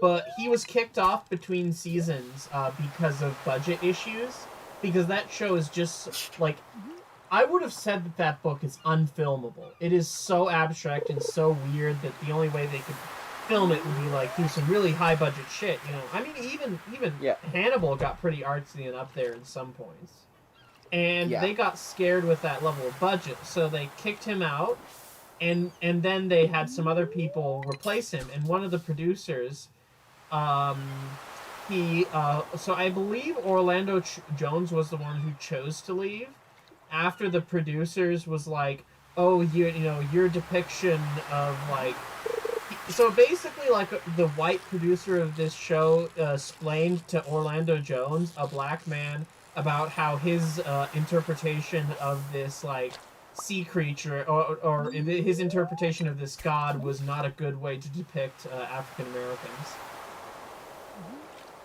Leave rather than sort of portray his artistic vision. So did they recast him? Or I what? do not know, but Or did they I just like somehow I'm just like write that super character out? something like that. One or the other. I couldn't tell you, but I'm just super disappointed with the show because of that. Like, that's just not cool. Yeah, that's shitty. Like, just No, let the for guy. me, And like, I remember I don't even know anything about the show really. Like, but I remember people being upset about that because apparently a lot of people, including a lot of its black audience, really liked that character from the sounds of it. So clearly he was doing something right. So like, let the guy do what he wants, asshole. Fun. It's Fucking just TV show bitches. just an unpleasant situation overall. But Brian Fuller does nothing but great shows, but I feel like there's just like always something that goes weird and wrong with him. well, he's been having a bad run of it lately because with the last few shows and projects on TV that he wanted to create, all of them, he ended up leaving them acrimoniously because his ideas were seen as too weird. Like, his idea for Star Trek Discovery was like, he wanted it to be like an anthology show. But they were like, no, we have to make it about like this one crew and this one cast. And that's why it's like so weird. Like the first 2 seasons of that show are so weird because they were figuring out what that show was going to be about as they were making it, because they kept changing concepts because they're like, oh, what you're making is like too weird. Huh. But right now, do you know what Hannibal Brian Fuller, got canceled. do you know what Brian Fuller is working on right now? What's he working on now? He's working on his directorial debut, cinematic directorial debut, as an adaptation of the Stephen King story Christine. Oh shit! Really? Yeah. That's gonna be fucking awesome. I love Christine. That's super cool. I want to see that. Christine is a Stephen King story about this this nerdy kid who gets like an old junker car and fixes it, but it turns out it's haunted, and the car drives around and murders all of his enemies. His enemies? Yeah, Yes. like the bullies at school who pick on him, or the girls that won't date him. So he starts going mad with power and just starts intentionally using his haunted ghost car to murder people. And then That sounds sick. the original movie It's in the awesome. it was one of the original Stephen King adaptations back in the 80s. It was directed by John Carpenter. Yeah, it's fucking awesome because, well, John Carpenter is just awesome. But yeah, it was fucking sick. Definitely worth checking out. Man. So I Anyways, just is the stream over? we're still going. Why do you want to keep? Oh, okay. Do you want? Is the dream over? Are you feeling like heading out, or are you feeling like continuing? No, I want to continue. I'm like, I've been up. I haven't been up that long, so. I mean, I took a nap earlier for like a couple minutes, so I've got a little bit more energy. So I didn't take a nap. I now have Are you tired? 11,000 Really? coins. I've been up tired all that day long. though, so like. Oh. I haven't, is the weird thing, because I slept at like 6 p.m. I woke up at 2 a.m.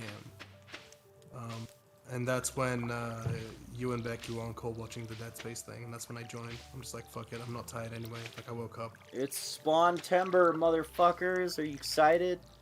I could give less of a shit about Spawn. I'm sorry. So does everyone else. That's the joke.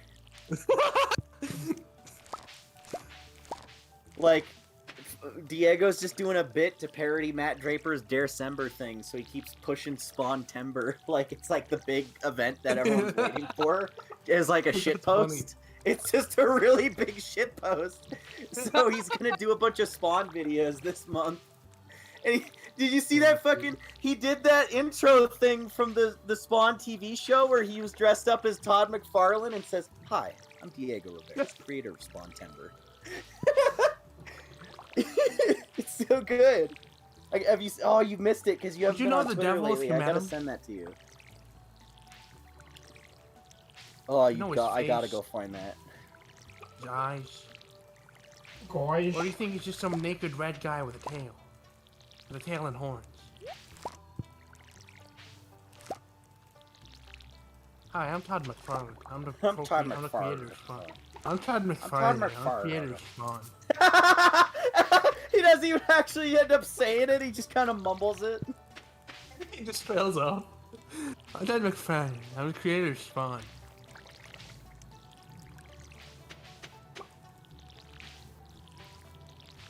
Dude, look at the production he put into recreating the intro from the fucking TV show. It's so good. Ever dance with the devil in the pale moonlight? Hi, I'm Todd McFarlane. I'm the creator Look, of Spawn. I sent the video. You gotta look I at did a it. fun thing though. You didn't acknowledge it. I did a funny. I did a. What is the funny thing you did? I looked away. I looked at I Something looked at I my said, you hand. fucking idiot. What did you do? Where is it? Who are you? Bullseye from Daredevil. I love it. We found this funny ass this like screenshot. Like a frame from Daredevil, the 2003 movie, because we were watching that. We were watching the director's cut too. Everybody's the thing that everybody says is like the best. It isn't. It's fucking terrible. But we were watching that, and there's a scene where Elektra throws thigh? one of her like sighs at Bullseye. And like he does this like really weird pose and like gesture and like fucking face expression as he goes to catch it. He reaches out to catch it. His whole body goes narrow and he reaches out like just his elbow at a fucking 45-degree angle. And he's got his hand on his hip and he looks all sassy. And he has this big shit-eating grin. And he's got like his teeth out, like he's like clearly like laughing his ass off as he catches it. And then he throws it back, and then she tries to catch it, and it impales her hand. She goes, "Ah!" And then he goes, "Ah!" And just starts pointing and laughing at her. Just way before that, when we paused it at the frame, we spent 30 fucking minutes just doing nothing but laughing our asses off at it. Because the fucking frame of Bullseye was so stupid. It's so fucking dumb. It's the best thing ever. I want to commission an artist to draw like comic Bullseye with that same face and expression and pose. Because I want to buy a Bullseye figure, commission somebody to do like a head sculpt, a custom head sculpt based off that screenshot, and pose him in that like in the same way that he is in the movie in that shot. Bullseye. Like, Yeah. fucking like the pose he's got on. It's so stupid. It's so funny. Remember that bit in Bullseye where he like goes like Bullseye and then he points to his own little bullseye on his forehead and he goes, Bullseye. Remember when every time he like does anything with his jacket, you hear like the rattlesnake rattle. Oh yeah, the rat, because he has a snakeskin jacket, so it goes whenever he puts his jacket on. Whenever he does anything with it. You made me miss. Super I never miss. bad. It's so made me miss. fucking I never weird that the miss. Bullseye from the TV show is supposed to be the same character from that movie because they're such wildly different takes. And like, Bad guy, kid. oh, Not that the was bad awful. guy. The only Hey, good you know scene what? is the final, and this is unironic. The only good scene is the final battle between Daredevil and Kingpin. That is a really well-written, well-shot scene. And Everything Michael else is a Clark Duncan fucking mess. Michael Clark Duncan is an awesome Kingpin. He was Amazing really good in it. actor. And Everything else God, is just God rest like his soul. a He was hot so mess. badass. Yeah. remember that scene where he just does that completely unmotivated backflip to kick that bully in the head? He's just standing there and then flips. He doesn't like charge up for it or get ready. His whole body just randomly rotates nothing like to he's a tell him. fucking Gmod character. Dude, fucking, what was it? Every time he suits up, he has to do like these elaborate moves with his fucking like escrima sticks, like his batons. And it Like, he happens does the twice, thing which with the means rope that where, like, he does that every wraps it time around he suits himself. up. He does it every time. The fucking scenes with Evanescence, Electric during the montage, and it's got like Evanescence, and Do you there's a remember part in the the lyrics- song it there's says, a I part in the couldn't lyrics- see, and then it cuts to Daredevil? Oh, this time I can't believe I couldn't see, and then you see Daredevil looking at the camera. With his eyes just blank. Fucking stupidest show. It's the dumbest fucking. I said show movie. It's the dumbest fucking thing. It's awesome, man. That movie's just a big old shitpost. It's great. Ugh.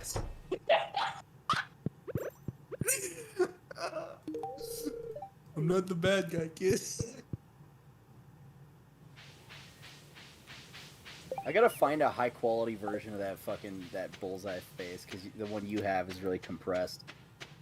Oh my! I need somebody to commission a fucking face like a custom head sculpt just with that For a facial bullseye expression. action face. For That a would be bullseye amazing. Marvel Hasbro re-release a fucking bullseye figure. I need that. You know, have you, to change the topic for a second, Yeah. William, have you ever seen Star Trek the Motion Picture? I just found the fucking screenshot, but in way better quality. Yeah. Oh boy, I gotta see it now, I gotta see it. Send it to the Discord so I can see it. Did somebody mention that Jon Favreau was in that movie? Jon Favreau is the best part of that movie. But besides Kingpin, Send it to Jon the Favreau is Discord like chat so I can see it. he is a great actor. That guy. That Send the Jon Favreau. send the high quality version to it. Hang on. I'm trying to find like the best frame of it to really show you just how fucking immensely funny this looks. I think I got it. This is David, it. I This have a is the- screenshot in the Discord of it. I put it up. Yeah, there. but it's like super compressed, so it's hard to see. How it is in the movie. That's what we pose No. on. Here's Nah, the one with the that doesn't look as funny. That doesn't look as the No, one that I it's good. send with like his facial features just blurred out and everything makes it look so fucking funny. Look at this one. This one's a little bit blurrier. Even that's so fucking stupid. Okay, let me see. Fucking mouth, the face. It's what it is. It's those eyebrows. Oh boy. Bullseye doesn't give a fuck. I am Oh, boy. so grateful for this movie's existence. Well, I've always thought that you would have liked that movie better, William, because I always think about you as the most emo person I know, and that movie is the most emo movie that I can ever think of, so you must love it. Look, I do love a lot of emo shit. I love Evanescence. I love rock music. I love fucking Linkin Park. I love Bring Me the Horizon. Is that the name of the band? Bring Me the Horizon? Yeah, Bring Me the Horizon. Good shit, really good shit. But that movie is just like it's. I swear to God, there have been like 3, maybe 5 times in the movie where I like had headaches, and I didn't want to watch it. It made me depressed, and I didn't want to watch it anymore. I got headaches. I'm like, this movie's just too much. Should I tweet that shot of Bullseye so other people can see it? Yes, And maybe it'll do it. turn into a meme. Do it. No, Do man, don't do that. Tweet it. People gonna take the clout. People gonna Tweet take it, Oh, you everyone's coward. gonna steal it. We want to fucking it's because then it won't be our joke anymore. Everyone will start doing it. It'll just be, oh, it's a joke. It's not your joke. Tweet it, you cowards. No, No. I don't want everyone to steal my joke because everyone on Twitter is a Your bitch. joke? Shit's coming as a motherfucker. It's our joke.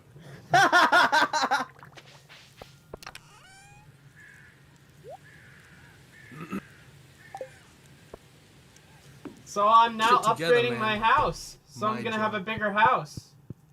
Oh my god, I look back and the video's still 24 minutes away from being uploaded. My fucking life is shit.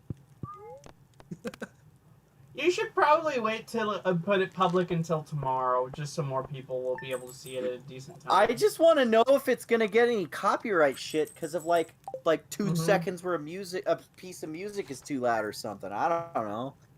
Because like well, you that's can the upload worst it. part. Listen, I'm not saying you can't upload it tonight. I'm just saying make it public tomorrow.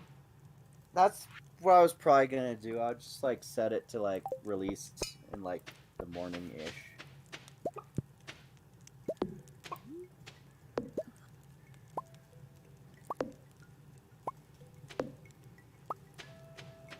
Bullseye, huh? Huh? Huh? I love that scene so much. He kills that old lady with a peanut. You know, Kills you could be Prescott from lying Home right Alone now, with and a- I with a would fucking believe with a you. Daredevil baton. You could be lying right now, and I would believe you. Remember that scene where he like Yeah, he flicks a peanut into the old lady's mouth and she suffocates and dies. What? Or remember that scene where he took all those paper clips and just kept throwing them at that guy's throat until he died?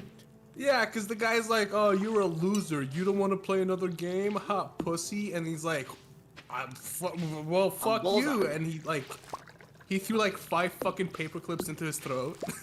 What are you talking That about? killed him He like somehow. straightened them out and like he started like just tossing him at his Remember that throat. scene where he like a slits distance. Electra's throat with a playing card? He throws it so hard that it slits her throat, but it doesn't kill her. She's She just gets like a annoyed paper by it. cut. Because it was Yeah, a paper she's- cut. Yeah. He was just like flexing, really. It Hey, wasn't even have trying any of to you kill her. seen He's just being a dick. Elektra's solo movie? No, no one has. I showed you. I have seen it. It was on TV once, and I'm like, what is this? And I was a kid, so I didn't really think much of it. But I showed you that Ralph the Movie Maker thing that he did, where he's like reviewing the Marvel movies, and Yeah. I showed you the part where like, he landed on Elektra. And he was like summarizing the plot, and he called Netflix, and he started reading out the blurb on the back of it, and the lady's like, "Okay, so," and he's like, "Don't interrupt me, shut the fuck up, Don't don't interrupt let me. finish." And he keeps reading the fucking plot He keeps synopsis of reading it. Elektra.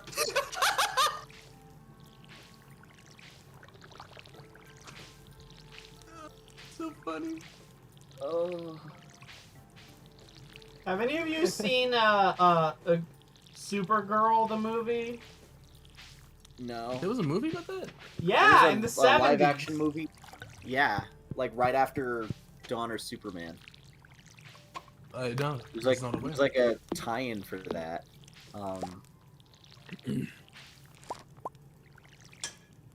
Yeah, I haven't seen that. Did you guys ever see that TV pilot for Wonder Woman from like 2005 or something that didn't get picked up? I No. haven't. Is it good? I don't know. I just know that the lady who was in it eventually ended up being in Agents of S.H.I.E.L.D. instead. Oh, Talk about a downgrade. I would say that's cool, but that's like it really isn't, because nobody gives a fuck about that. Wonder Woman pilot. When did that TV? Oh, 2011. That's when it. Oh. Dude, Pedro Pascal was in it. And he was in the actual Wonder Woman movie. That's fucking weird. Yeah, Pedro Pascal was in it as it's like a Wonder Woman's like liaison to the police department, like her Commissioner Gordon type character. Yeah. That's what a fucking funny coincidence. The costume from it looks awful though. Like it looks like a porn parody suit. Oh yeah, let's see that. Oh nice. You just mentioned the word porn and said William is like, parody ooh, we movie, gotta and I'm see like, that. Ooh. Yeah. Because like her, I don't mind. it doesn't look like a superhero costume. It looks like she needs to peel out of that to get like Batman, Superman's dicks. Like it just doesn't. I can't see someone fighting in that. You just saying the words is just so funny to me. It's like everybody's Like, thinking it. Not She everybody's looks saying ridiculous running in it. The 2011 Wonder Woman pilot that didn't get it. I picked don't up. look, man. I don't mind it. Well, because you're horny. Yeah, doesn't change. That's the not a fact that I good don't mind Wonder it. Woman costume. The one in the movies is way better because it actually looks like a Wonder Woman costume. Okay, but like the suit though. It's got the shiny pants that are really tight on her ass, and she's Titties. like just swinging around and like it from. She's like basically naked for like the top 20% of her body. Yeah, right. Oh, I don't mind it. Like that top Alright. is so low cut. Stop being horny. It's alright. I don't mind it. I know I Stop. do. So It's not What's a the good problem? Wonder Woman So what? costume. Go to horny It's jail. stupid. You're in the middle of a fight with a supervillain and your titties pops out. That's embarrassing. Yeah, you don't ever like see Black titties Cat popping. or Catwoman? Well, Have you okay. seen the Catwoman movie though? I have. Where she's just wearing like a bandolier on her top and She's that's just it. yeah. Some, The whole plot is about The- stopping an evil makeup Rem- corporation. Yeah, I was from gonna turning say that. everybody's Remember the salt makeup wood is the main villain? she Sharon has makeup Stone? that gives her diamond skin. I love how just blatantly sexist it is to make the main villain of a Wonder Woman of a Catwoman movie be a makeup tycoon. Yeah, right. Mm-hmm. It's fucking great. It's just so hilariously sexist. I love it. It's like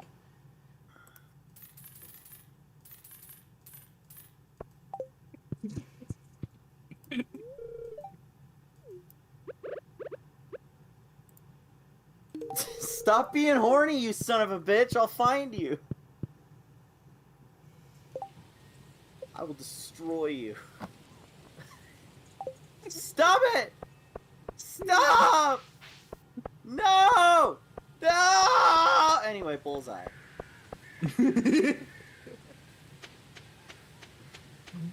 anybody in the audience notice how my character has a fedora on? Is it a create a character? Yes. Oh. I won So this you fedora. chose to be like this. You chose to Yes. be like this. Yes. I did.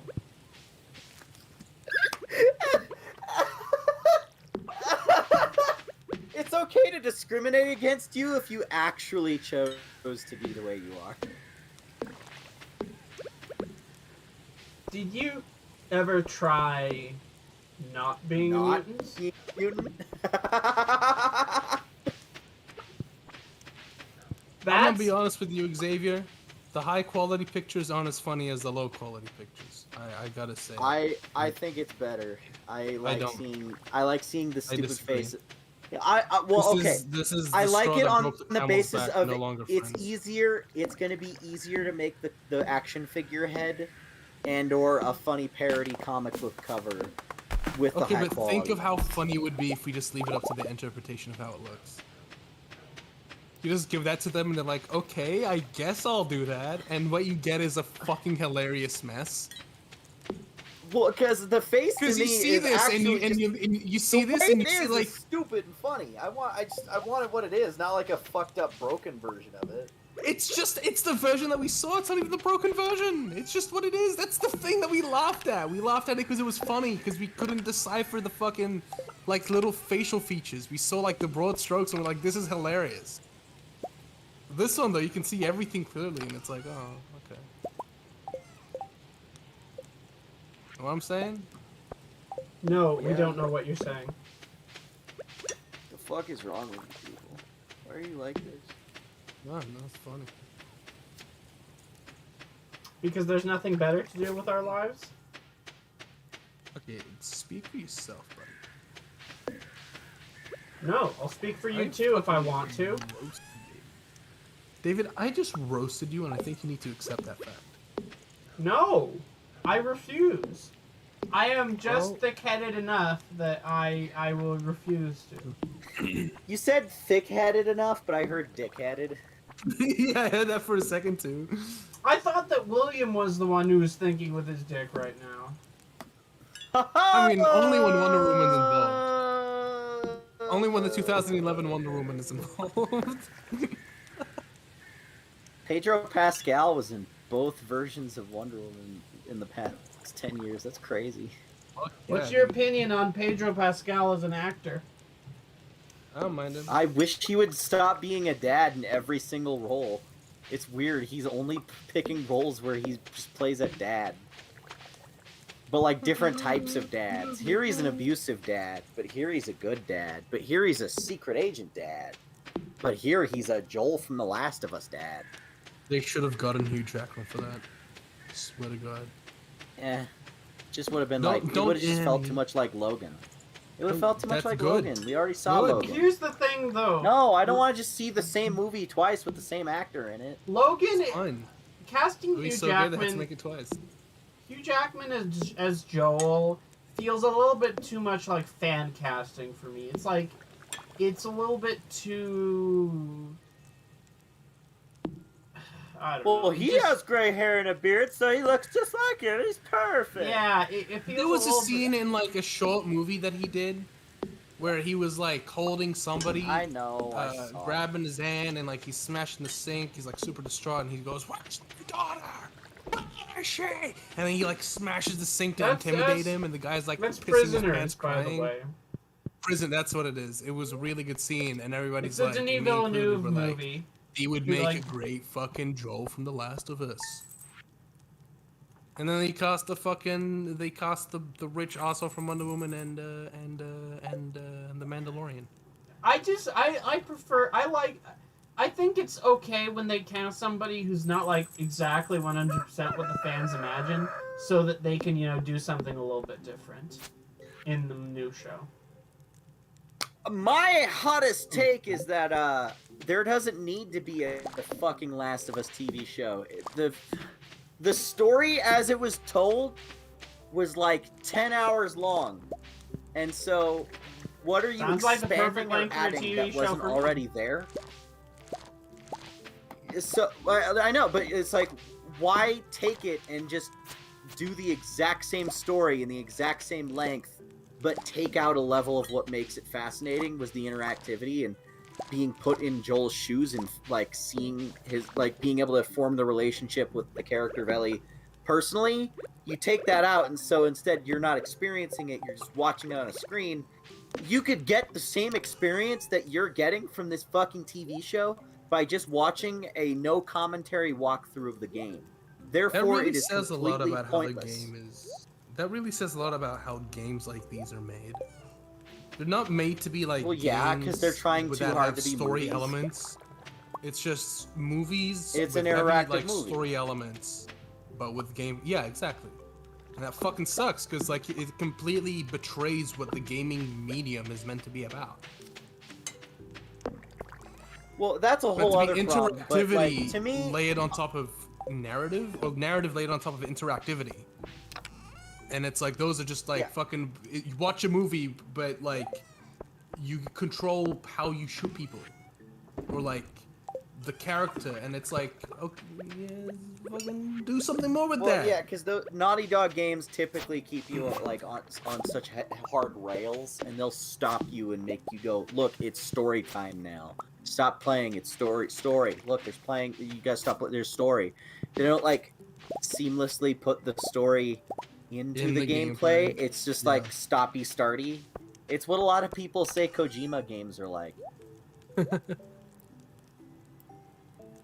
But so to me, like, making a Last of Us TV show is as pointless and redundant as making Lion King again, but with CGI. Like, Yeah. what have you added to it? It's just like, Nothing. oh, it looks like realism. Who fucking cares? Who gives a cares? shit? Yeah. I'm so over the mindset that a story is not legitimized until it's a big budget Hollywood TV show or movie in live action. Because you get stuff like Cowboy Bebop, which is like this landmark of amazing animation, like super detailed, so much thought and care and love put in every frame. All these like highly detailed backgrounds of just like a scene of a character standing in like a 7-Eleven like type grocery store, and the artists meticulously painted every single item on the shelf, like all this work, and then they're just gonna get these actors in these shitty cosplay costumes and have them stand in a 7-Eleven. It'll take like 5 seconds, and it's just like, okay, you're telling the same story, but like without any of that blood, sweat, and craft. It's like, who cares? Like, what? Fuck you. You know? Just fuck it. Fuck Resident Evil remake movie. I don't want that movie. It's stupid to say, oh, we're gonna put both Resident Evil 1 and 2 into a single movie when they're two completely unrelated stories that really don't have much to do with each other. They're super self-contained. So the movie's gonna feel like a stupid piece of shit. Hold on. I've gotten Resident madder Evil. over the past few days. Look. No. Look. Leon doesn't look like Leon. Everyone looks stupid. Okay, you're totally right, but They didn't even put sunglasses on Wesker. yeah, that's so stupid. But a movie about Resident Evil 1 based on the remake of the game with the cut content is fucking amazing. I don't mind that. Just get the characters looking like the characters in game. I hate the fact that they don't. So I couldn't do tell have- that Jill was meant to be Jill. I'm like, annoyed this that is they're some doing random two NPC. different movie. They're doing two different stories in one movie that don't have anything to do with each other. At least it's better than the other Resident Evil adaptation. We'll fucking see, because there's a chance it'll be worse. Why? Why do you say that? I'm genuinely Well, curious. because those movies are stupid, right? But like, if you just pretend they're not related to Resident Evil and just look at it as just this weird like action horror franchise, it's like, okay, these are stupid, but they're kind of fun, you know? They're not even really trying to adapt Resident Evil. They just occasionally will have Resident Evil stuff like in it in a completely unrelated random story about a woman with superpowers. Yeah. Like, so it's like not as overtly offensively like bad about adapting Resident Evil because it's not really trying, you know? But if you're trying to adapt it and you fuck it up, that to me is worse. Yeah. Because that means you're not understanding the source material. And by Like, that point, the other you should be making a other- movie about it. Didn't try to understand the source material or care about it even. It was more that of a wasn't the means point. to an end to just... Well, because honestly, that whole series is just an unrelated action movie that just uses the Resident Evil brand and a little bit of like the iconography to sell what is essentially an original IP. Yeah. Like, because that script for that first one was written as a completely unrelated movie that was just kind of like inspired by Resident Evil, but they put the Resident Evil brand on it at the last minute. And that feels that way throughout that whole series. It's just Resident Evil stuff kind of thrown in there, but for the most part, they're their own thing. Mhm. This is trying to adapt Resident Evil, and if it fucks it up, that like because it's set out to tell that story how it was in the games, but in a cinematic form. If they screw that up, that to me is more of a failure. Yeah, I agree. And you know what? I've tried my hardest to defend like the casting because I want to like it. But you know what? It really occurred to me that like if I can't immediately identify which character they're supposed to be just by looking at them, then like the casting is cut because the whole idea, right, is you want to tell this story in live action. You want to have these characters portrayed by live action actors. But if I can't identify them by like just like looking at them, then already they don't feel like the character to me, you know? I Like, said that to you yesterday you while you gotta were have trying to them- defend that. Well, no, it's just like you can have a guy whose skin tone and hair color doesn't match Leon, but just give him the haircut because it's like one of the things about Leon that's most like visually distinct is he has a haircut that I don't think a single other fucking video game character has that I can think of, and he's like kind of a pretty boy. He doesn't look like a gruff like bearded soldier man.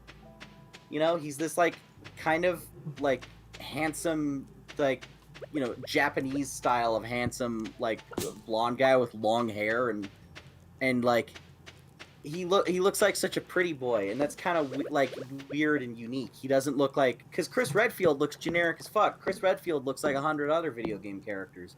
If you wanted to add some color to your cast, you should have cast someone like a black guy as Chris. That would have been great because he's like the front man of the whole franchise and is in more stuff than any other Resident Evil character. And Chris is like so generic looking. He's just white guy with stubble. He looks like 700 other characters.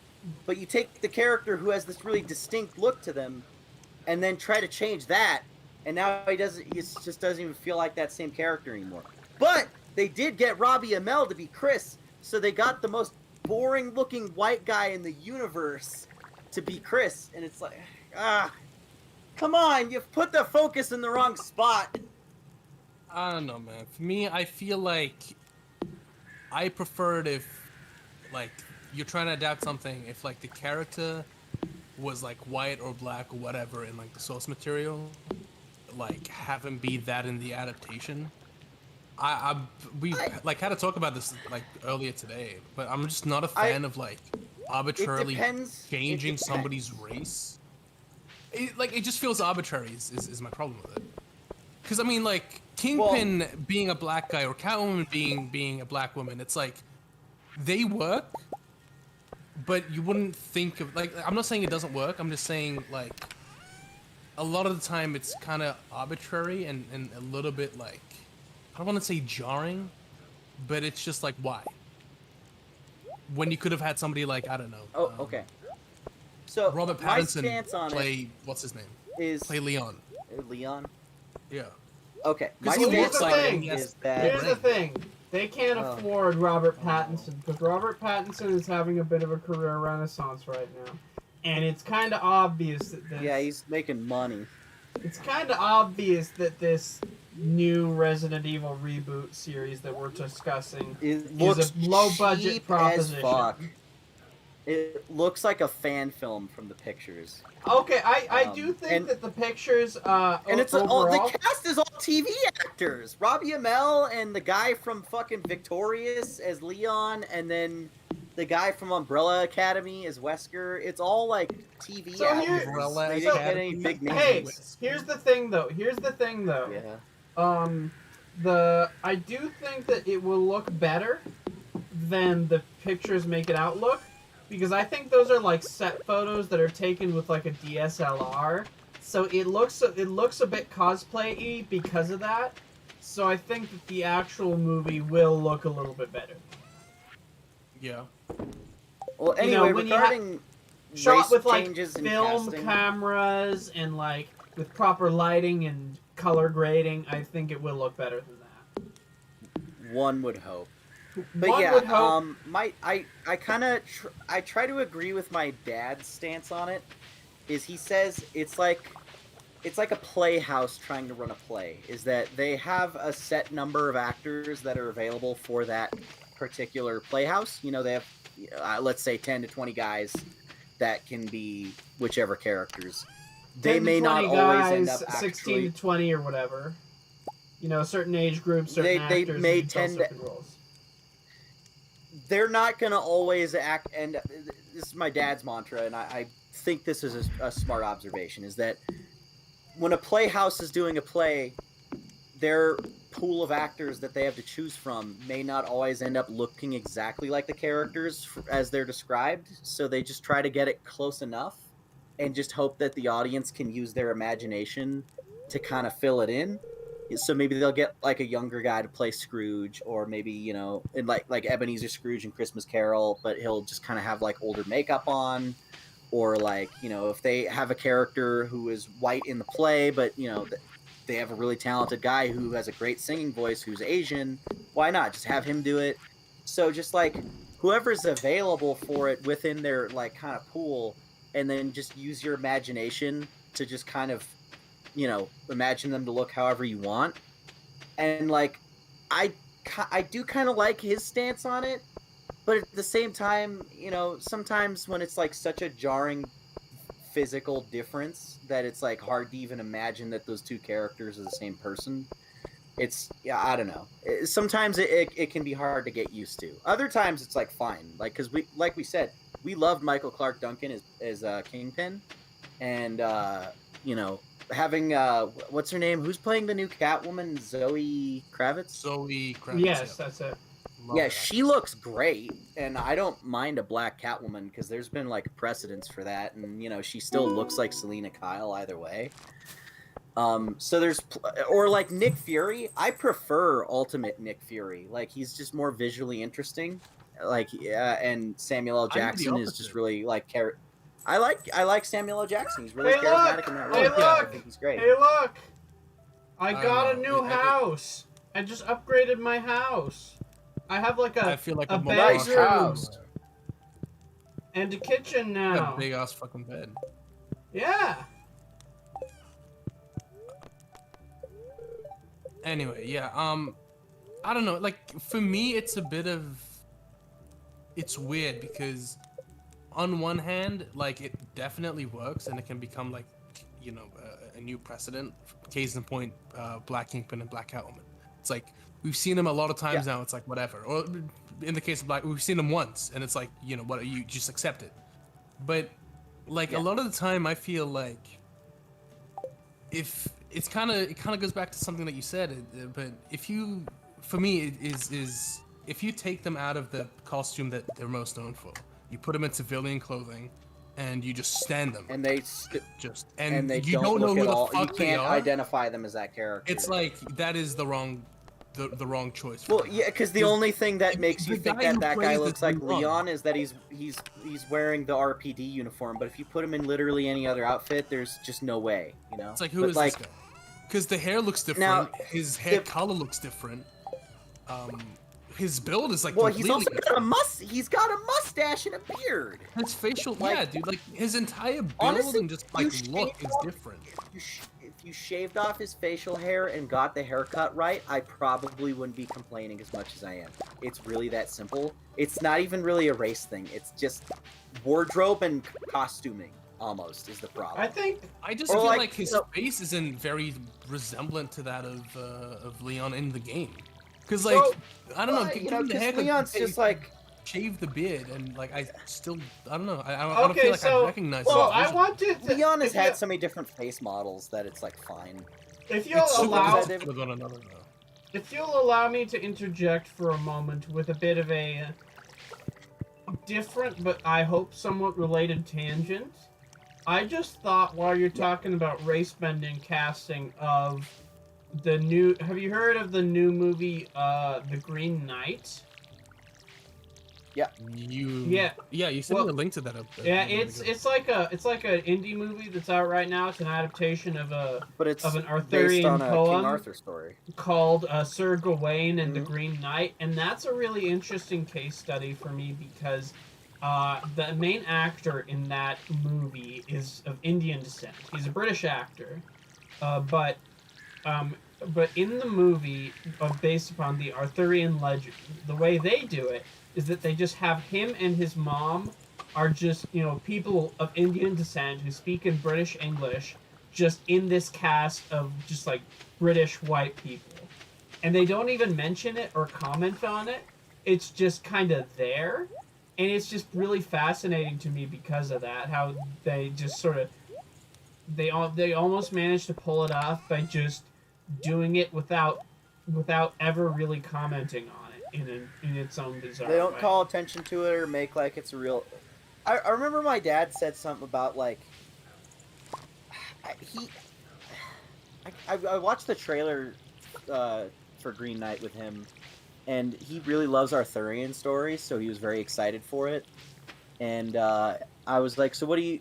Is that what the character was described as looking like in the book?" And he's like, "No, but I'll get used to it. I think because it like doesn't. It's not like a big deal for the story." But also, So I mean, the difference here is also that this character is like, I mean, when you're adapting an Arthurian legend, you're allowed to be a little bit more loose with it because it's like fantasy. There's like but also real because life it's stuff in there, but it's it a is still a story fantasy that story. it's a story that less people are going to be less familiar with than Resident Evil, because like nobody's going to be going, "Oh, Sir Gawain doesn't look like that," because they're not going to fucking know who Sir Gawain even is. Yeah. He like kind of justified the casting to me. He said something about like, oh, Gawain, like he was described as having so and so, and that actor has so and so, so it's like close enough. Well, but I don't know. I don't have a horse in that race. I don't follow Arthurian storytelling stuff. I mean, I watched like the '80s King Arthur that had Patrick Stewart in it because that's like one of my dad's favorite movies ever, and that was pretty cool. There's a lot more incest in that than I was expecting. I was a little shocked. medieval stories are a lot more weird and gross and explicit than you would think they would be. They're like just unpleasant and weird and grotesque in ways that even a lot of modern stories aren't. Yeah. But the most interesting adaptation change for, in my opinion, for that movie is how in the original story there was this bit. So at the end of it, the main character is tempted, let's say, tempted by this girl who's in this palace, who's like, and it's sort of, a trial of virtue, like, ooh, is he gonna, do that or not do that? And he sort of gives in to her, but then he fesses up and, is forgiven.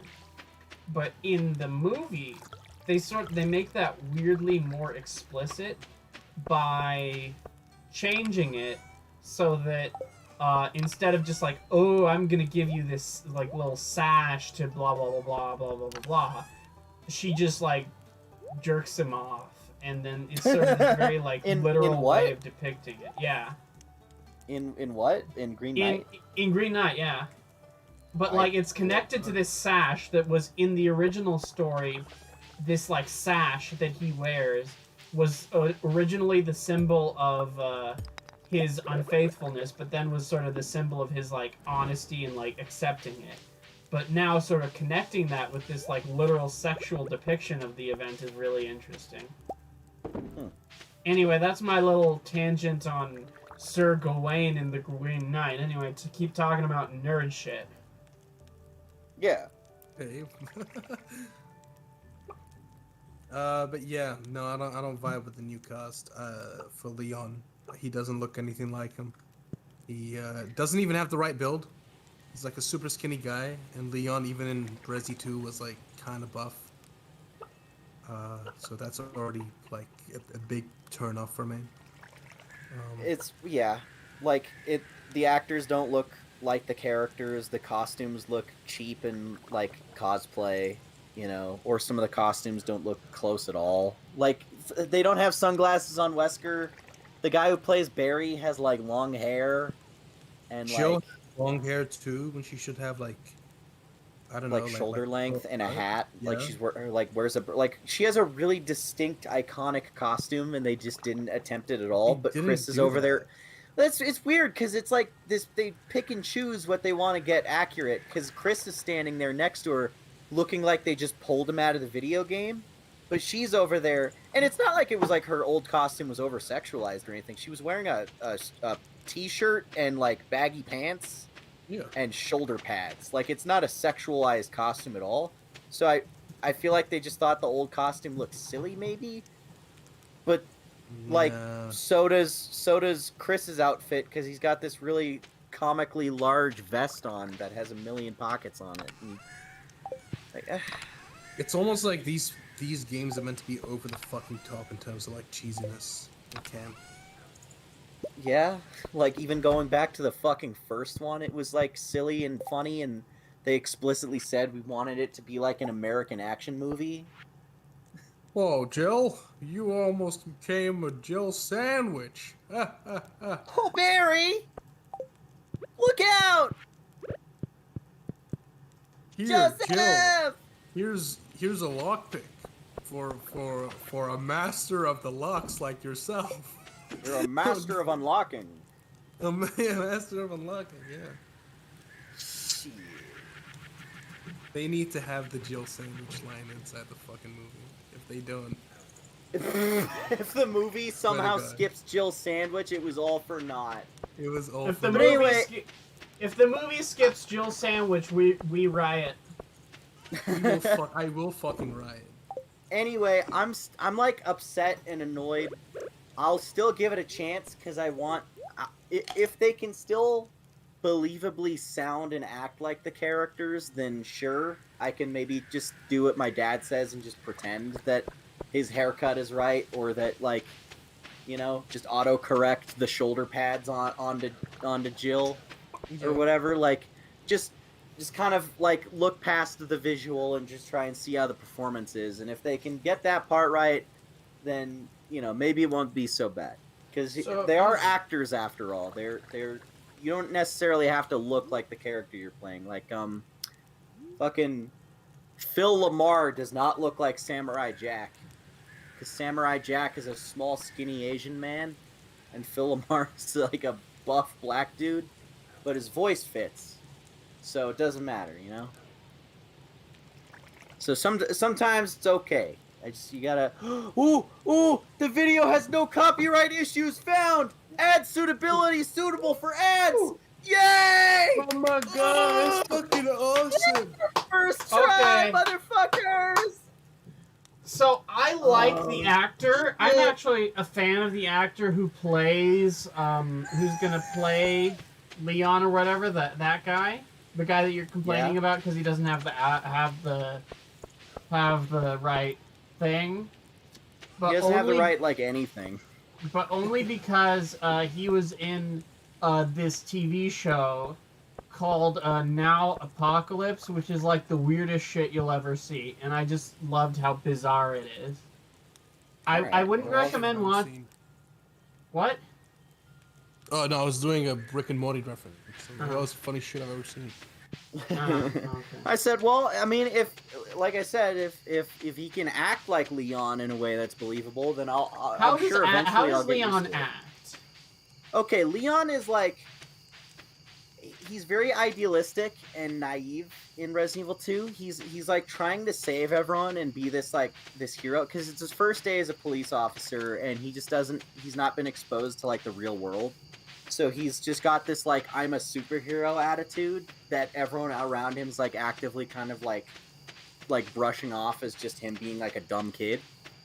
And as the story goes on, he starts to get a little bit more embittered by like just, I'm trying so hard to save people, but it keeps going so poorly, and this situation is getting so much worse. And it ends up kind of leaving this like dark spot on his personality where he's a little bit more like jaded and angry for the rest of the series. Yeah. So going into Resident Evil 4 and 6, he's a lot more stoic and a little bit more, because he's always like kind of jokey and sarcastic. It was like kind of genuine and like lighthearted in Resident Evil 2, but in Resident Evil 4, it's this sarcasm is just kind of like biting and rude. Like he's kind of an asshole now. To the right people. Like he's nice to people who he's supposed to be like nice to, but when he interacts with villains, he just makes fun of them to their faces and doesn't take anything they're saying seriously. So, Yeah. I don't know. Okay, so like now Apocalypse, I don't know. He plays like a different character than that sort of archetype, but I don't know. I wouldn't recommend watching this show with your parents. It's very sort of, it's very, very, very 18 plus, but it's really bizarre and fascinating to me because it's this like, it's a dramedy about a bunch of like 20-somethings, like aspiring actors and writers in Hollywood, but it includes, it's, first of all, it's like incredibly low budget, and second of all, it also has like weird like aliens, like supernatural shit, and like weird premonitions.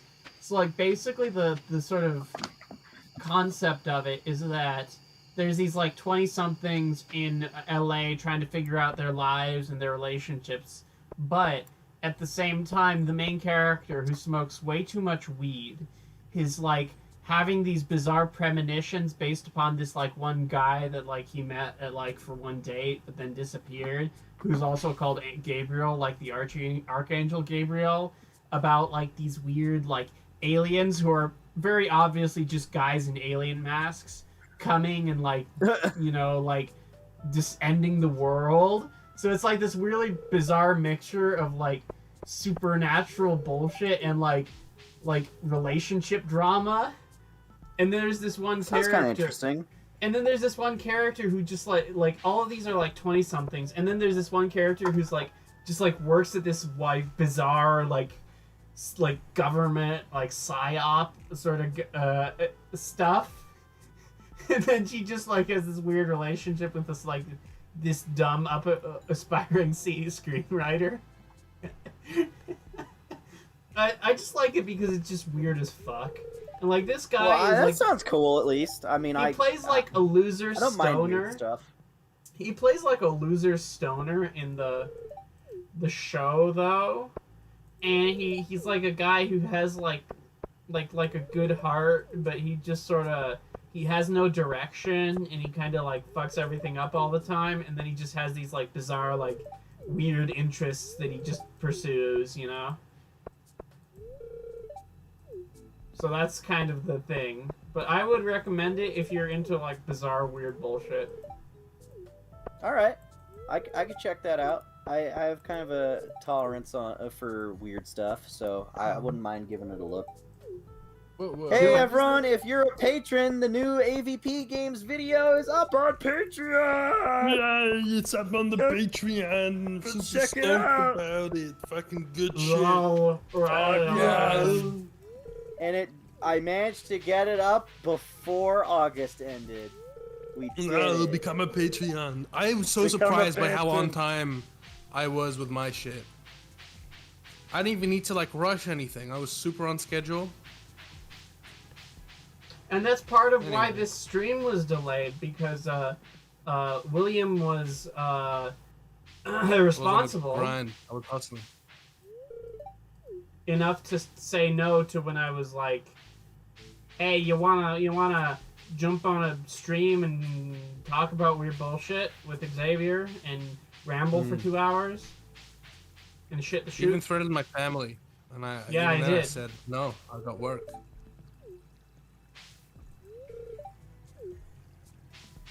It's a funny idea. Like somebody's threatening your family, but you're like, I'm sorry, got work.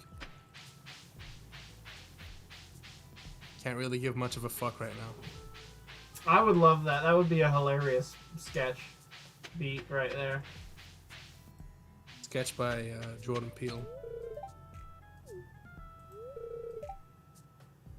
I hope everyone becomes news patrons so they can watch the video. It's an hour and 15 minutes for $1.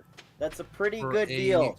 Fucking dollar. You have to $1. send $1 to see that Just big $1. ass video, that beefy video. Just $1. Just a Just fucking $1. dollar. Just one little Just a bucket. fucking- Just one Just a fucking fucking dollar, mate. Morty. Just a Fucking fucking go, dollar, go mate. fucking give him $1, Morty. Fucking give him $1. It's just a fucking dollar, you I fucking have grab. not watched Superman and Lois, but I have watched Doom Patrol, and I really like it. It's weird and fun and heartfelt and kind of character-driven compared to most superhero stuff, and that's That really you're nice. Describing Superman and Lois, because it's like that too. Well, that's cool. Like, I would say that probably Doom Patrol is weirder because they try to pull really obscure, crazy, stupid concepts. Aside from the It- weird. They pull some obscure, weird stuff from comics, like animal, dinosaur, plant man. They So have that guy basically, show up. It's the James Gunn Suicide Squad type energy. Yeah, where it's just like, this is some goofy ass shit from the comics, but we're gonna play it totally straight and Hell just yeah. bring it in and just use it like as it is. And that really fits the kind of a tone and aesthetic they're going for, because the whole idea of like Doom Patrol is that they're not really superheroes so much as they're just like people in a superhero universe who are just kind of weird freaks as like a result of superheroes existing. Like, there's just runoffs, you know, like mad science gone wrong, or like failed experiments, or just like random space shit that infects someone. Like, they're all just weird outcasts that happen to have superpowers, but they're not superheroes. And the show makes that very clear. They don't necessarily go like fight crime and save the world. There is a villain, and they do end up saving the world a couple times, but it's more of a byproduct of them just doing really personal stuff that's important to them. I'm getting a lot of The Boys vibe. They're Well, not necessarily superheroes, but like they still fight the supes who are like meant to be the bad guys. no, there's still super villains. There's actually just a flat out super villain that's the main antagonist of the show. And they No, don't yeah, have a problem with superheroes, because like Cyborg shows up, like Cyborg, and he just hangs out with them, and he's not quite as weird as the rest of them, but he does still kind of vibe with them because he understands what it's like to be kind of like looked down on or feel like a weird outcast because of, you know, him being a cyborg. But one of them is literally a brain and a robot, or another guy his skin is radioactive, so he has to cover himself in like special bandages, or else he'll give everyone around him cancer. Nice. So Cyborg is like, these guys are also like kind of weird and creepy looking and like off-putting to people in public, so I actually feel comfortable being around them because I'm like not the weirdest one there. Yeah. And that's really cool, and I think Cyborg is actually a great addition to the cast. He doesn't really hang out with Doom Patrol in the comics, but they made him a main cast member of the show. Undoubtedly, probably just to get a little bit more color in the cast, because there's not really like there's not really a black Doom Patrol member. But he adds a lot. He fits great with them, and he has great chemistry with all of them, and he has the best action scenes because he's the only one who's like really like a flat out superhero who can fight. And so they just kind of back him up. You know, a couple of them are super strong. One of them can like possess people, sort of. One of them is like a gelatinous clay face type monster. But they, for the most part, kind of hang back while he does the kicking, the ass kicking. Nope. So there's a cool character dynamic there. But The grass kicking. the grass kicking. Do you guys know Brendan Fraser, right? Yeah. Star of The Mummy and And the star a of bunch of other cool the movies. next he's gonna be in the next Scorsese movie. Which one's that? that's cool. What's it called? The Killers of the Flower Moon. It's all about Don't know what how Native Americans who struck oil were all murdered because a bunch of them were murdered because the white people didn't like that they had the power over the oil. That's dark and sad. I'm Yeah. kind of excited to see Brendan Fraser in a role like that because he's a good actor. But He's also in the same movie with like Leo DiCaprio and. Wait, I need to double check on this, but I think he's in that movie. He might be. He's having a bit of a career comeback the last couple of years. yeah, he's actually having to flex his acting muscles instead of just going off his star power, and I think that's a good thing for him. Is that he's really the last couple of things he's been in have just been really like showing his skill, and not just like, oh, it's Leonardo DiCaprio, he's hot and famous, he can just do whatever. Or Brendan Fraser. Yeah. And then Brendan Fraser, I know that he actually gained a little bit of weight for this role, to like look like the character he's playing as. Is that true? Yeah. Yeah. Oh, I don't know. A couple of people were like trying to dunk on him on Twitter, but it's like, well, no, because Christian Bale does that same shit, and you guys don't make fun of him. Fuck off. Yeah. Anyway, Brendan Fraser. I'm glad that Doom Patrol exists because he's the main character in it, and he's great in it. He's awesome, and it's He's really the main nice. character in Doom Patrol? He's the main character. The main character of Doom Patrol is Brendan Fraser. Oh, yeah. He plays Robot Man, Oh, the guy who's a brain and a robot. Yeah. So we get to see him appear, in live action through various flashbacks, but throughout the main show, they actually have like another actor who's like way bigger than him, like in a practical costume, completely practical, but it looks great. It actually looks like a robot, and he voices him, but he still like is in he's in a fair amount of episodes as himself too. But either way, he's just like, the show is about his character pretty much. Like he's our everyman sort of entry point into the world, and it's so nice that show exists because it's like something for him to be in that was probably kind of therapeutic for him because it's a role about it's about a guy who's like a washed up star. He used to be like a famous race car driver, but then he got into a horrible accident, and all that was salvageable of his body was his brain, and now he's just kind of like living in this house for superhero freaks, like this boarding house basically, and just like thinking about the olden days and just like all the stuff that he's lost, and he's like a very tortured and angry character, but he's also like the heart of the whole team because he's like also the nicest guy there too. It's a really great character for him, and he does a great job as it. And I feel like it helped people get eyes on Brendan Fraser again and want to start seeing him in more stuff. And I feel like it may have been like it's not like the hugest show in the world or anything, but I feel like it definitely has helped with people like really appreciating him the way they do now on the internet, because a lot of people are like kind of fans of him again.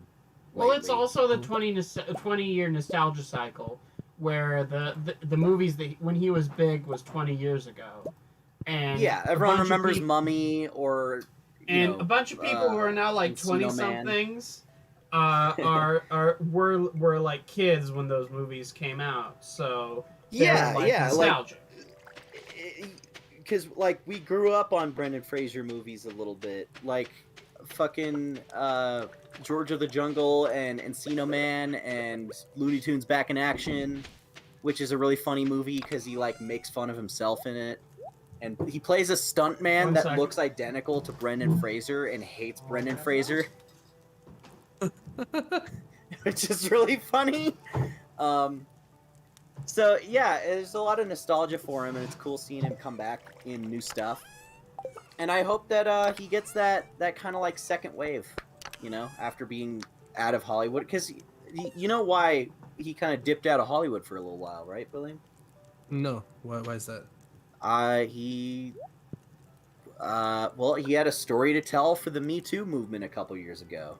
Is apparently a producer got a little handsy with him and did some really embarrassing, gross shit.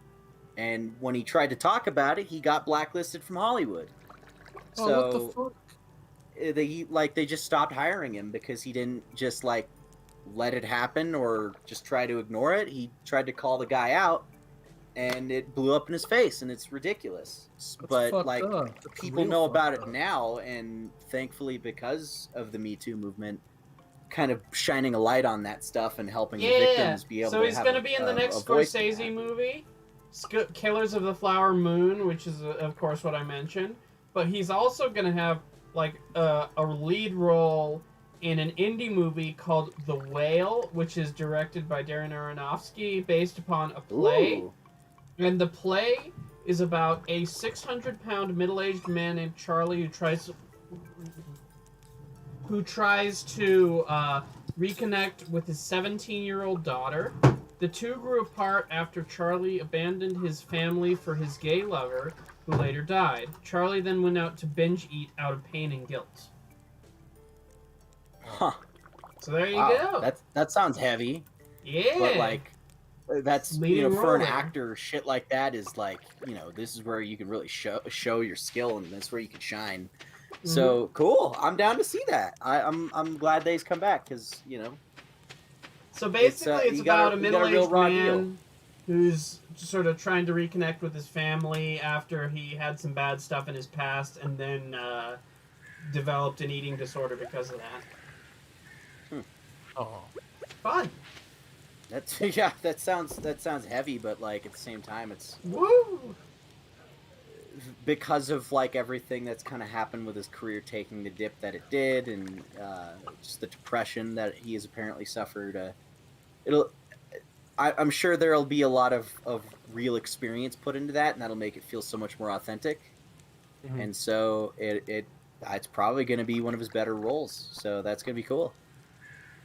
And that's of course There's all- another actor I feel like could go through what Brendan Fraser is going through right now, and I feel like it's going to happen after this year. Do you know who I'm going Ooh. to say? Who? Big and nostalgic for people our age, disappeared from acting for like 10 years, making a comeback very soon. I think I know who you're talking about, and I don't disagree know who you're talking 100%. about. It's Tobey Maguire. I feel like Oh, that he guy. could have a big comeback. Oh yeah! Only if he wants to. I completely Only if you forgot that want- he well, 'cause- dropped out of it. Well, he just took a break from acting to like be a dad, but like his kids are like a little bit older now, so he doesn't have to necessarily like wait on them as much. Well, he's also So he- moved I in. became But so the happy thing about with Tobey him. Maguire is that Yeah. he's also moved more into producing these days. So like he could just he could just like do that. Yeah. Instead. Either way, I know that there's a lot of people our age who fucking are super big fans of his, and like if we saw that he was like in roles, it would definitely attract Although like a he lot of the has shot Spider-Man his fans. he has shot his first big movie role since. Do you know what his last big on-screen credit was? The Boss Baby. Yep. Yeah. He shot It's his fucking first weird. big. He's shot his first big role since that, which is he's going to be in the ensemble for the next movie from the director of La La Land about 1920s Hollywood called Babylon. Oh, It's gonna be pretty cool. And so he's I gonna remember- be star. So he's gonna be starring with Margot Robbie and Brad Pitt and a bunch of other cool people. Oh, that's amazing. Sick. That's gonna definitely like put him back on top for sure. Because Margot Robbie is huge right now, and like Brad Pitt, like he's not as big as he was, but he's still a draw.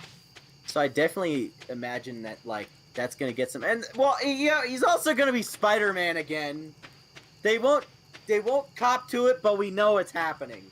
He's Well, gonna be also- fucking Spider-Man again. He got Well- asked about it, and he winked at the guy. You're saying Brad Pitt gave him isn't a as friendly big. wink and a smile. I mean, you're saying Brad Pitt isn't as big as he used to be, but then again, he also won an Oscar for Once Upon a Time in Hollywood, and that was just 2 years ago. I would say like he's got such a pedigree now as an actor that like if people want to hire him, it's just like that whatever that project is, it's definitely gonna make some money because it's Brad Pitt, right? But like I don't feel like there's as many like people just hungry for Brad Pitt content, like in terms of like I'm talking about like Twitter stan kind of people. Like there's not a ton of Brad Pitt like fans that are like younger, you know? It's the Brad Pitt fan is probably a little bit older than that. Yeah, it's because he's not in the kind of roles that people our age could have grown up with, so we don't have like a big nostalgia factor for him. Although he is in a movie that I'm interested in seeing. It's the next movie from the director of Deadpool 2. Oh, have you heard of it? Nice. No, I have not. Okay, it's gonna come out next year. It's called Bullet Train, and it's directed by David Leitch. It stars Brad Pitt, Aaron Taylor Johnson, Michael Shannon, Lady Gaga, Bad Bunny, if you know who Bad Bunny is. No idea. He's like one of the biggest voices in Latin music these days. He's a big like Latin American rapper. Well, that's why you know him. Of course, one of my friends, and Zazie Beetz is in it too. Zazie Beetz, she's blowing up. Good for her. And so it's based on a Japanese novel, but it's like a self-contained story, which is why they were able to shoot it over the pandemic. About this it's all about this what's a good way to put this? It's all about the fusion. Do you want to say it's a propaganda? So it's set like on a bullet train, obviously, and there's a bunch of like assassins who are like all after the same target or something, and they have to like fight each other. Huh. That sounds like fun. So they're like all on the same train, and they're all going after the same guy, and then they're like, "Oh wait, we're after the same target" or something like that. So I think that would be fun. That'll be fun. That sounds fun. Mm-hmm. Oh my god, people in the chat are talking about Amber from Invincible again. Don't tell me they're going. It's a bad character. She's not a bad written character. She's meant to be unlikable. Everybody said the same thing. A character doing something annoying and rude does not make them a bad character. They're not badly written. That's their character. Being an asshole is not bad writing.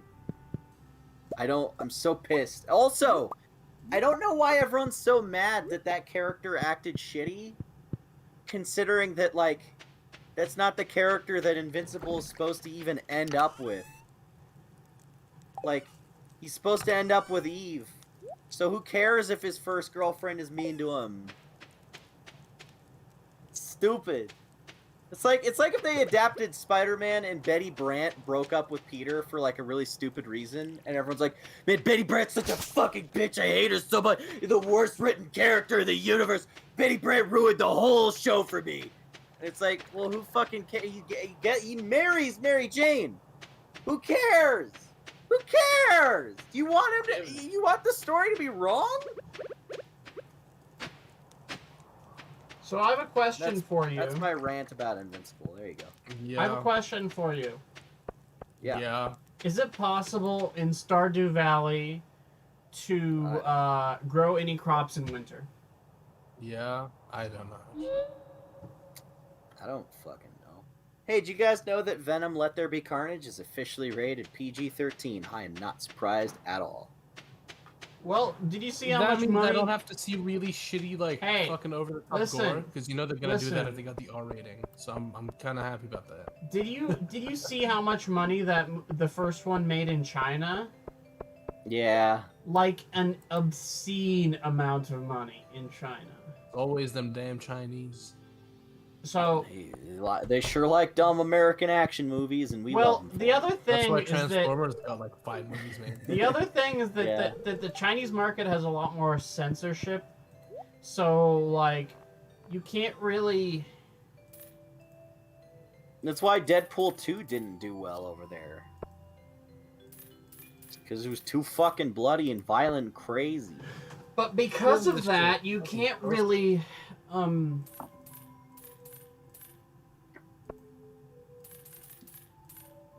what was I saying? Oh, because of that, you can't. You're LP taxing so hard.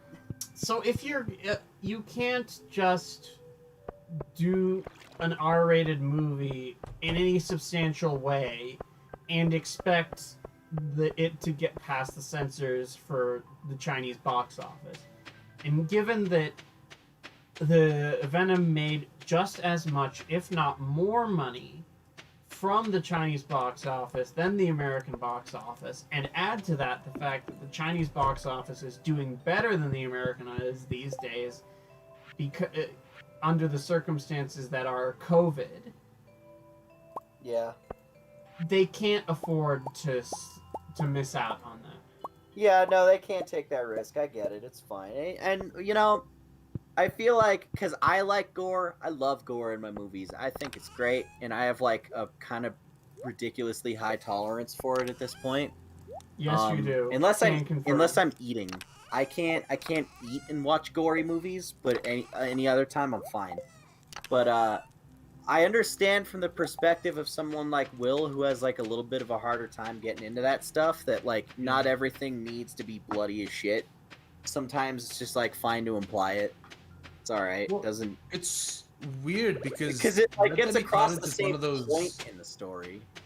Let There Be Carnage is one of those movies where like I can be like I'm fine with it being gory, but I at the same time I kind of don't want it to be that because of my like intolerance to it. Well, it's just such a cheesy movie. Why would you? Like, why would you? Why would it need to be gory? It's like it's like a Saturday morning cartoon if it were a live action movie. It's that because level Carnage of just... is like a really fucking violent like character and is known for. Well, yeah, that's the thing is, I'm gonna advocate for it. Carnage has never been in an R-rated comic book. Carnage has never actually really done gory shit on screen. It's always the goriest thing that's ever happened with Carnage was when someone else killed him, and that didn't even actually kill him. So like, you know, because like they'll just imply or talk about stuff Carnage has done. You know, like he'll grab this this prison guard and then start pulling him up against the bars of his prison cell, and then it'll just like cut to like a different angle for the next panel of like the hallway, and then someone else will find the body and they won't even show it, and they'll say, "Holy shit, he pulled this guy through the bars," and like just imagining that is enough, because what the fuck would that look like, right? You don't even have to see it. You're just pulling a grown man through like a 2-inch space, and how his body would like fucking disintegrate to make that happen, or just the feat of strength required for that. That's scary enough. You don't need to see it, and they didn't show it. Or like, you know, Spider-Man is like reading an article, and is like, they have found limbs rearranged on bodies, and next to them is like written in blood, "Carnage rules." And so that's gory as fuck, but you don't see it. It's Spider-Man reading about it. You don't need to show Carnage doing excessive stuff, because he never really has to a really crazy degree. Yeah. Okay, you know what? The one example I can think of where some really gory stuff happened around Carnage was when he was fighting Deadpool, because it's Deadpool, and you can cut him to pieces all day. Like, he ripped his guts out and cut his arm off and whatnot, but it's, you know, it's Deadpool, so he just kind of like, it was like played for laughs. He just put his guts back in and walked it off. So I'm just going to say right now, when you reach the end of whatever point you have right now, I think we're going to wrap it up at that point, because I have it. Ultimately, just saying that it doesn't need to be rated R. I'm fine with it. You're fine with it? I mean, I was gonna say Yeah. that too, ultimately. Yeah. Yeah, yeah, yeah, yeah, yeah, yeah. Yeah. Yeah. Haha. Yeah. If you're not a Hey. patron already, go to my Patreon and sign up for $1. It's $1 for the If you're not a Patreon. Patreon, then what the fuck are you doing? And with your watch life? that vidya.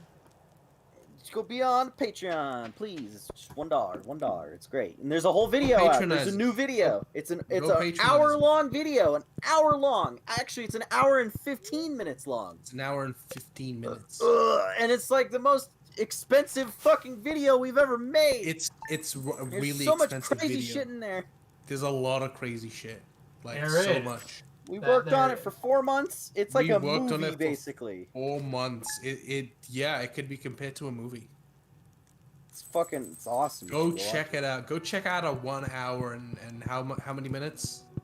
watch it. And 15 minutes. Do you Hour spend and 1 2 hour and movie. 15 minutes movie. That Did you also spend advertises $200 million the on Alien it? and Predator games. Was that David? Did you spend $200 million on it? No, but, Yeah. but like we sure as fuck considered it.